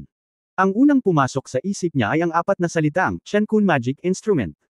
Nang tingnan niya ang kamay ng matanda, nakita niya ang isang sinaunang singsing. Alam niya na ang pinakakaraniwang Chen Kun Magic Instrument ay ang Chen Kun Ring. Hindi niya napansin kung may singsing sa kamay ang matanda noon, ngunit ngayon ay natuklasan niya ang misteryo. Sa oras na ito, pinaikit ng matandang si Jiaxian ang kanyang mga mata at ngumiti kay Yang Yiu at sinabing, Boy yun, kakaiba ka, tama. Wala ka bang space magic weapon sa iyo? Nagulat si Yang Yiu, ngunit pagkatapos ay nakahinga siya ng maluwag. Madalas niyang ginagamit ang Chenkun Pot Space sa bahay, kaya normal lang na malaman ito ng matandang si Jiaxian. Tsaka hindi naman nagpakita ng sakam na mata ang matanda. At may Chenkun Ring sa kamay niya. Gayunpaman, naisip ni Yang Yiu ang iba pang mga bagay, tulad ng karanasan sa buhay ng matandang si Jiaxian at ang Chenkun Ring sa kanyang kamay, at saan nagmula ngayon ang mga mahiwagang sandata sa kamay ng mga tao mula sa Shenzong at Qingcheng sect. Sa orihinal, ayaw magtanong ni Yang Yiu, ngunit sa sandaling ito, hindi niya maiwasang magtanong, Grand Elder, ikaw ba ay talagang tulad ng sinabi ni Ding Yuanshu, ang isa na binigyan ng titulong Thunder Innate 60 taon na ang nakalipas? Ang iyong pangalan ay Lu Xiaotian. Isa ka bang ancestor-level figure ng Kunlun? O naalala mo ba ang nakaraan? Anong titulo o walang titulo, kulog o walang kulog, ano ang kinalaman ni Lu Xiaotian at Kunlun sa akin? Ngayon ko lang nalaman na ako ang matandang si Jiaxian, ang punong elder ng iyong Yunmen. Ano ang ibig mong sabihin sa pag-alala o hindi pag-alala? Nakakainis ka ba anak? Bakit mo tinatanong ang mga tanong na ito? Uminom. Nagpakita ng naiinip na ekspresyon ang matandang si Jiaxian. Chapter 420 Congratulations Yang Fengmo. Ang mga sumunod na araw ay tulad ng sinabi ng matandang si Jiaxian. Walang pumunta sa Yunmen para manggulo. Napakapayapa sa loob ng isang araw at 3 araw. Gayunpaman, sa ikatlong gabi, nakatanggap si Yang Yiu ng tawag mula kay Wunan. Ang tawag ay konektado, at sinabi ni Yang Yiu ng hello. Pagkatapos ay sinabi ni Wunan sa medyo pabiro at kalahating sarkastikong boses, binabati kita, Yang Fengmo, matagumpay kang naging tanyag sa sinaunang martial arts world. Natigilan si Yang Yiu sa, Yang Fengmo, ni Wunan, mayroon ba, Master Wu Tan? At ang pangalan ko ay Yang Yiu, hindi Yang Fengmo. Tumawa si Wunan at sinabing, ang pagpatay sa 15 likas na ikapitong antas na sinaunang martial artist sa isang iglap at nakakasakit sa 2 sinaunang sekta, ang gayong gawa at katapangan ay naging isang magandang kwento sa sinaunang martial arts world sa mga araw na ito. Ang buong mundo ng sinaunang martial arts ay nagsasabi na ikaw, Yang Yiu, ay isang baliw at isang demonyo para sa paggawa nito. Hindi ko alam kung sino ang nagbigay sa iyo ng palayaw Yang Fengmo. Pakiramdam ko bagay talaga sa iyo ang palayaw na ito. Natigilan si Yang Yiu. Hindi niya akalain na talagang kakalat ang kanyang reputasyon. Yang Fengmo. Mukhang maganda. Hindi pinansin ang pangungutya ni Wunan, direktang nagtanong si Yang Yiu, hindi mo ako tinawagan para sabihin ito sa akin. Kung hindi dahil sa utos ng aking amo, hindi ako magsasawang pakialaman ang iyong mga walang kwentang bagay. Tinawagan kita dahil may balita ako tungkol sa Financial City. Financial City. Natigilan si Yang Yiu, ano ang kinalaman niya sa Financial City? Ngumisi si Wunan, ang ilang mga tao ay mga santo ng pag-ibig. Ilang araw ang nakalipas, nagpadala ng mensahe ang Financial City Intelligence Department na ang isang babaeng nagngangalang Yuan Jinfeng ay sinasabing nagkaroon ng gulo sa Financial City. Ako, na sumusunod lamang sa mga tagubilin ng aming Panginoon, ay nagbigay pansin sa mga walang kwentang bagay ng ilang tao. Iyon lang. Tinupad ko rin ang bilin ko kay Master. May kaugnayan man ito o hindi, ikaw Yang Fengmo, isipin mo ang iyong sarili, iyon na. Huwag ibaba ang tawag, ibigay sa akin ang impormasyon ni Yuan Jinfeng sa Financial City. Nagmamadaling sabi ni Yang Yiu. Beep beep, may abala na tono sa telepono, at ibinaba ni Wunan ang telepono. Napangiti ito ng mapait kay Yang Yiu. Hindi pa rin mabitawan ni Wunan ang sarili dahil sa usapin ni Zialu at may hinanakit pa rin. Ngunit lubos na nagpapasalamat si Yang Yian kay Wunan, dahil sinunod man ni Wunan ang mga tagubilin ni Zialu na pangalagaan ang kanyang mga gawain, maaari niya itong tawagan, at maaalala ni Yang Yian ang pagkakaibigang ito. Ano? Higit pa, hindi niya inaasahan na ang binanggit ni Wunan sa pinansyal ay si Yuan Jinfeng. Ayon dito, ito ay tama. Sinabi ni Yuan Jinfeng na minana niya ang ari-arian ng isang negosyante sa Hong Kong. Pagkatapos niyang pagalingin ang mga binti ng kanyang ina, isinama ni Yuan Jinfeng ang kanyang mga magulang para sa isang paglalakbay. Nang maglaon, nalaman ni Yang Yian na dinala ni Yuan Jinfeng ang kanyang mga magulang sa Financial City at nagkaroon ng kumpanya sa Financial City. Sa simula, sinabi rin niya na ibibigay niya ang kumpanya sa kanyang sarili, ngunit tumanggi si Yang Yian. Yang Yian ay palaging may napaka-espesyal na pakiramdam para kay Yuan Jinfeng sa kanyang puso, ngunit sa kasamaang palad ay wala na siya roon. Noong una ay gusto niya itong tawagan, ngunit palagi siyang abala at nakakalimutan. Kung hindi dahil sa tawag ni Hunan ngayon, talagang hindi ito maaalala ni Yang Yian. Nang muli niyang tatawagan si Hunan, nag-vibrate ang kanyang telepono, ngunit ito ay isang mensahe mula kay Hunan. Naklik niya ito at nakitang tungkol iyon kay Yuan Jinfeng sa Financial City. Makalipas ang ilang minuto, hindi na makaupo si Yang Yian matapos basahin ang mensahe. Nagpasya siyang pumunta kaagad sa Financial City. Sa text message ng pagsisiyasat na ipinadala ni Hunan, si Yuan Jinfeng ay nasangkot sa isang demanda sa oras na ito, at tila hindi pabor sa kanya ang sitwasyon, at maaaring siya ay makulong. Sinabi ng investigasyon ni Nan, matapos ikasal ni Yuan Jinfeng ang matandang negosyante sa Hong Kong at mamatay, minana niya ang lahat ng ari-arian ng kanyang asawa. Noong panahong iyon, sinabi rin ni Yuan Jinfeng na ang negosyanteng Hong Kong ay walang kamag-anak at isang malungkot na tao. Pagkatapos ng kanyang kamatayan, ang ari-arian ng pamilya ay natural na pagmamay-ari ni Yuan Jinfeng, na protektado ng batas pagkatapos siyang pakasalan. Ito ay isang natural na bagay, at si Yuan Jinfeng ay naging isang mayamang babae. Ngunit sa hindi inaasahang pagkakataon, 3 buwan lang ang nakalipas, biglang sumulpot ang isang pamangkin ng isang negosyante sa Hong Kong at hiniling kay Yuan Jinfeng ang ari-arian ng pamilya. Hindi pa narinig ni Yuan Jinfeng ang kanyang asawang negosyante sa Hong Kong na nagsasalita tungkol sa sinumang pamangkin, kaya natural na hindi niya ito ibibigay sa kanya. Tapos yung nag-claim na pamangkin, nagsimula ng demanda. Matapos magbukas ang korte, ang kabilang partido ay nagkaroon ng pagkakataong manalo, na naging dahilan para mahulog si Yuan Jinfeng dito. Kung matalo siya sa kasong ito, hindi lang mawawala ang lahat kay Yuan Jinfeng, kundi makukulong din siya.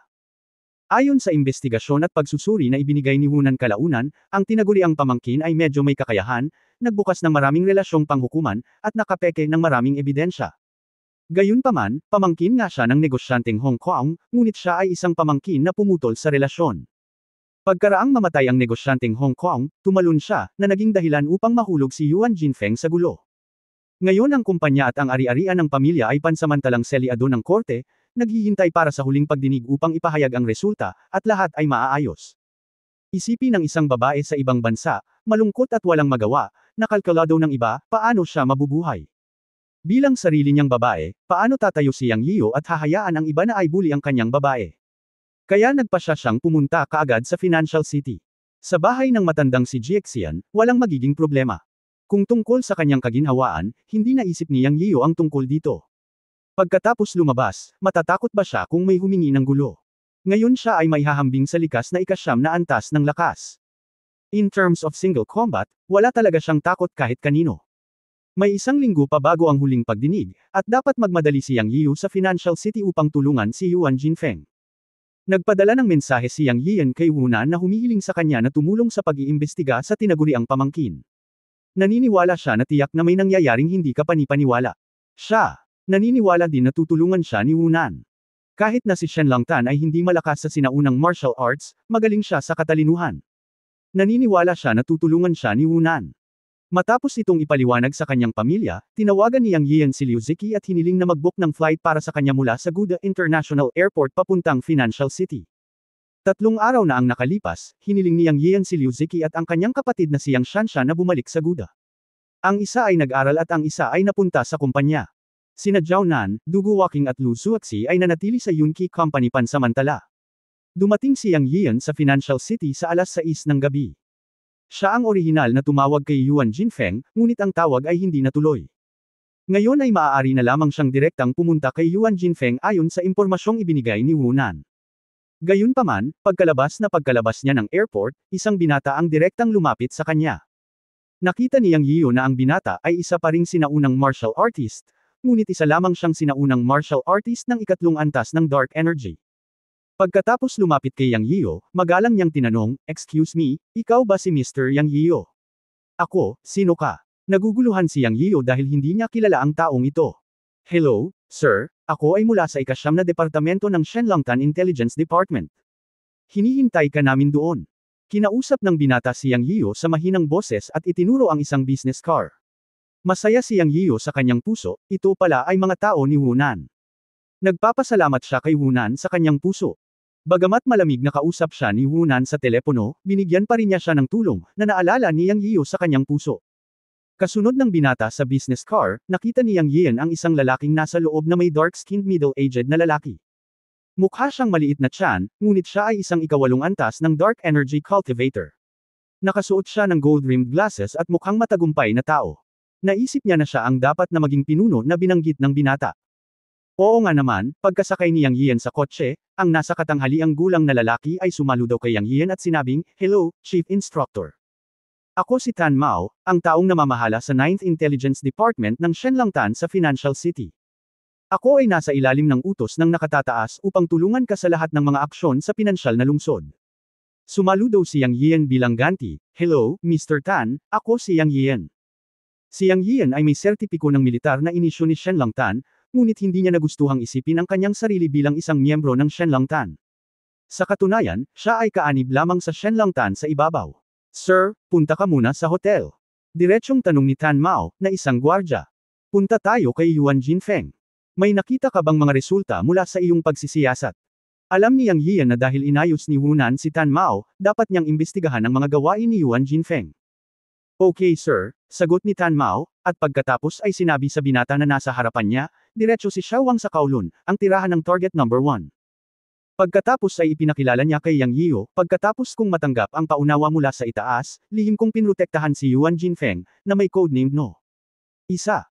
Ang lalaking nagsampa kay Yuan Jinfeng ay tinatawag na Ren Zha.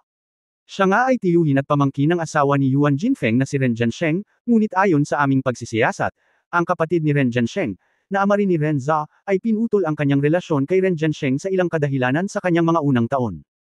Sa madaling salita, legal na si Yuan Jinfeng ang tagapagmana ng ari-arian ni Ren Jiansheng at walang kinalaman kay Ren Zha. Gayunpaman, nagbigay si Ren Zha ng huwad na ebidensya sa Financial City, at sa halip ay kinuwento si Yuan Jinfeng para sa pagpatay sa kanyang tiyuhin na si Ren Jiansheng at pag-agaw sa ari-arian.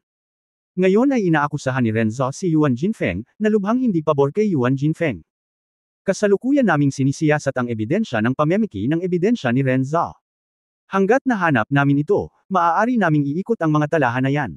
Mangyaring makatiyak, Ginoo, naniniwala ako na magagawa natin ang gawain sa loob ng 3 araw. Nagtanong at sumagot ang dalawa sa loob ng sasakyan, at hindi namalayan na huminto ang sasakyan sa harap ng isang vilya. Alam ni Yang Yian na ito ang tirahan ni Yuan Jinfeng. Pagkababa ng sasakyan, pinaalis niya si Tan Mao at naglakad patungo sa vilya. Nang siya ay nasa gate, nakita ni Yang Yian si Yuan Jinfeng na naglalakad sa bakuran na may malungkot na mukha. Sister Jinfeng, hindi napigilan ni Yang Yian na sumigaw sa guardrail. "Yuan!" Biglang lumingon si Jinfeng at tumangala kay Yang Yian. Nanginginig ang buong katawan niya, biglang namula ang mga mata, basa ang mukha, binuksan niya ang pinto at tumakbo palabas at ibinagsak ang sarili sa mga bisig ni Yang Yian. End of this chapter.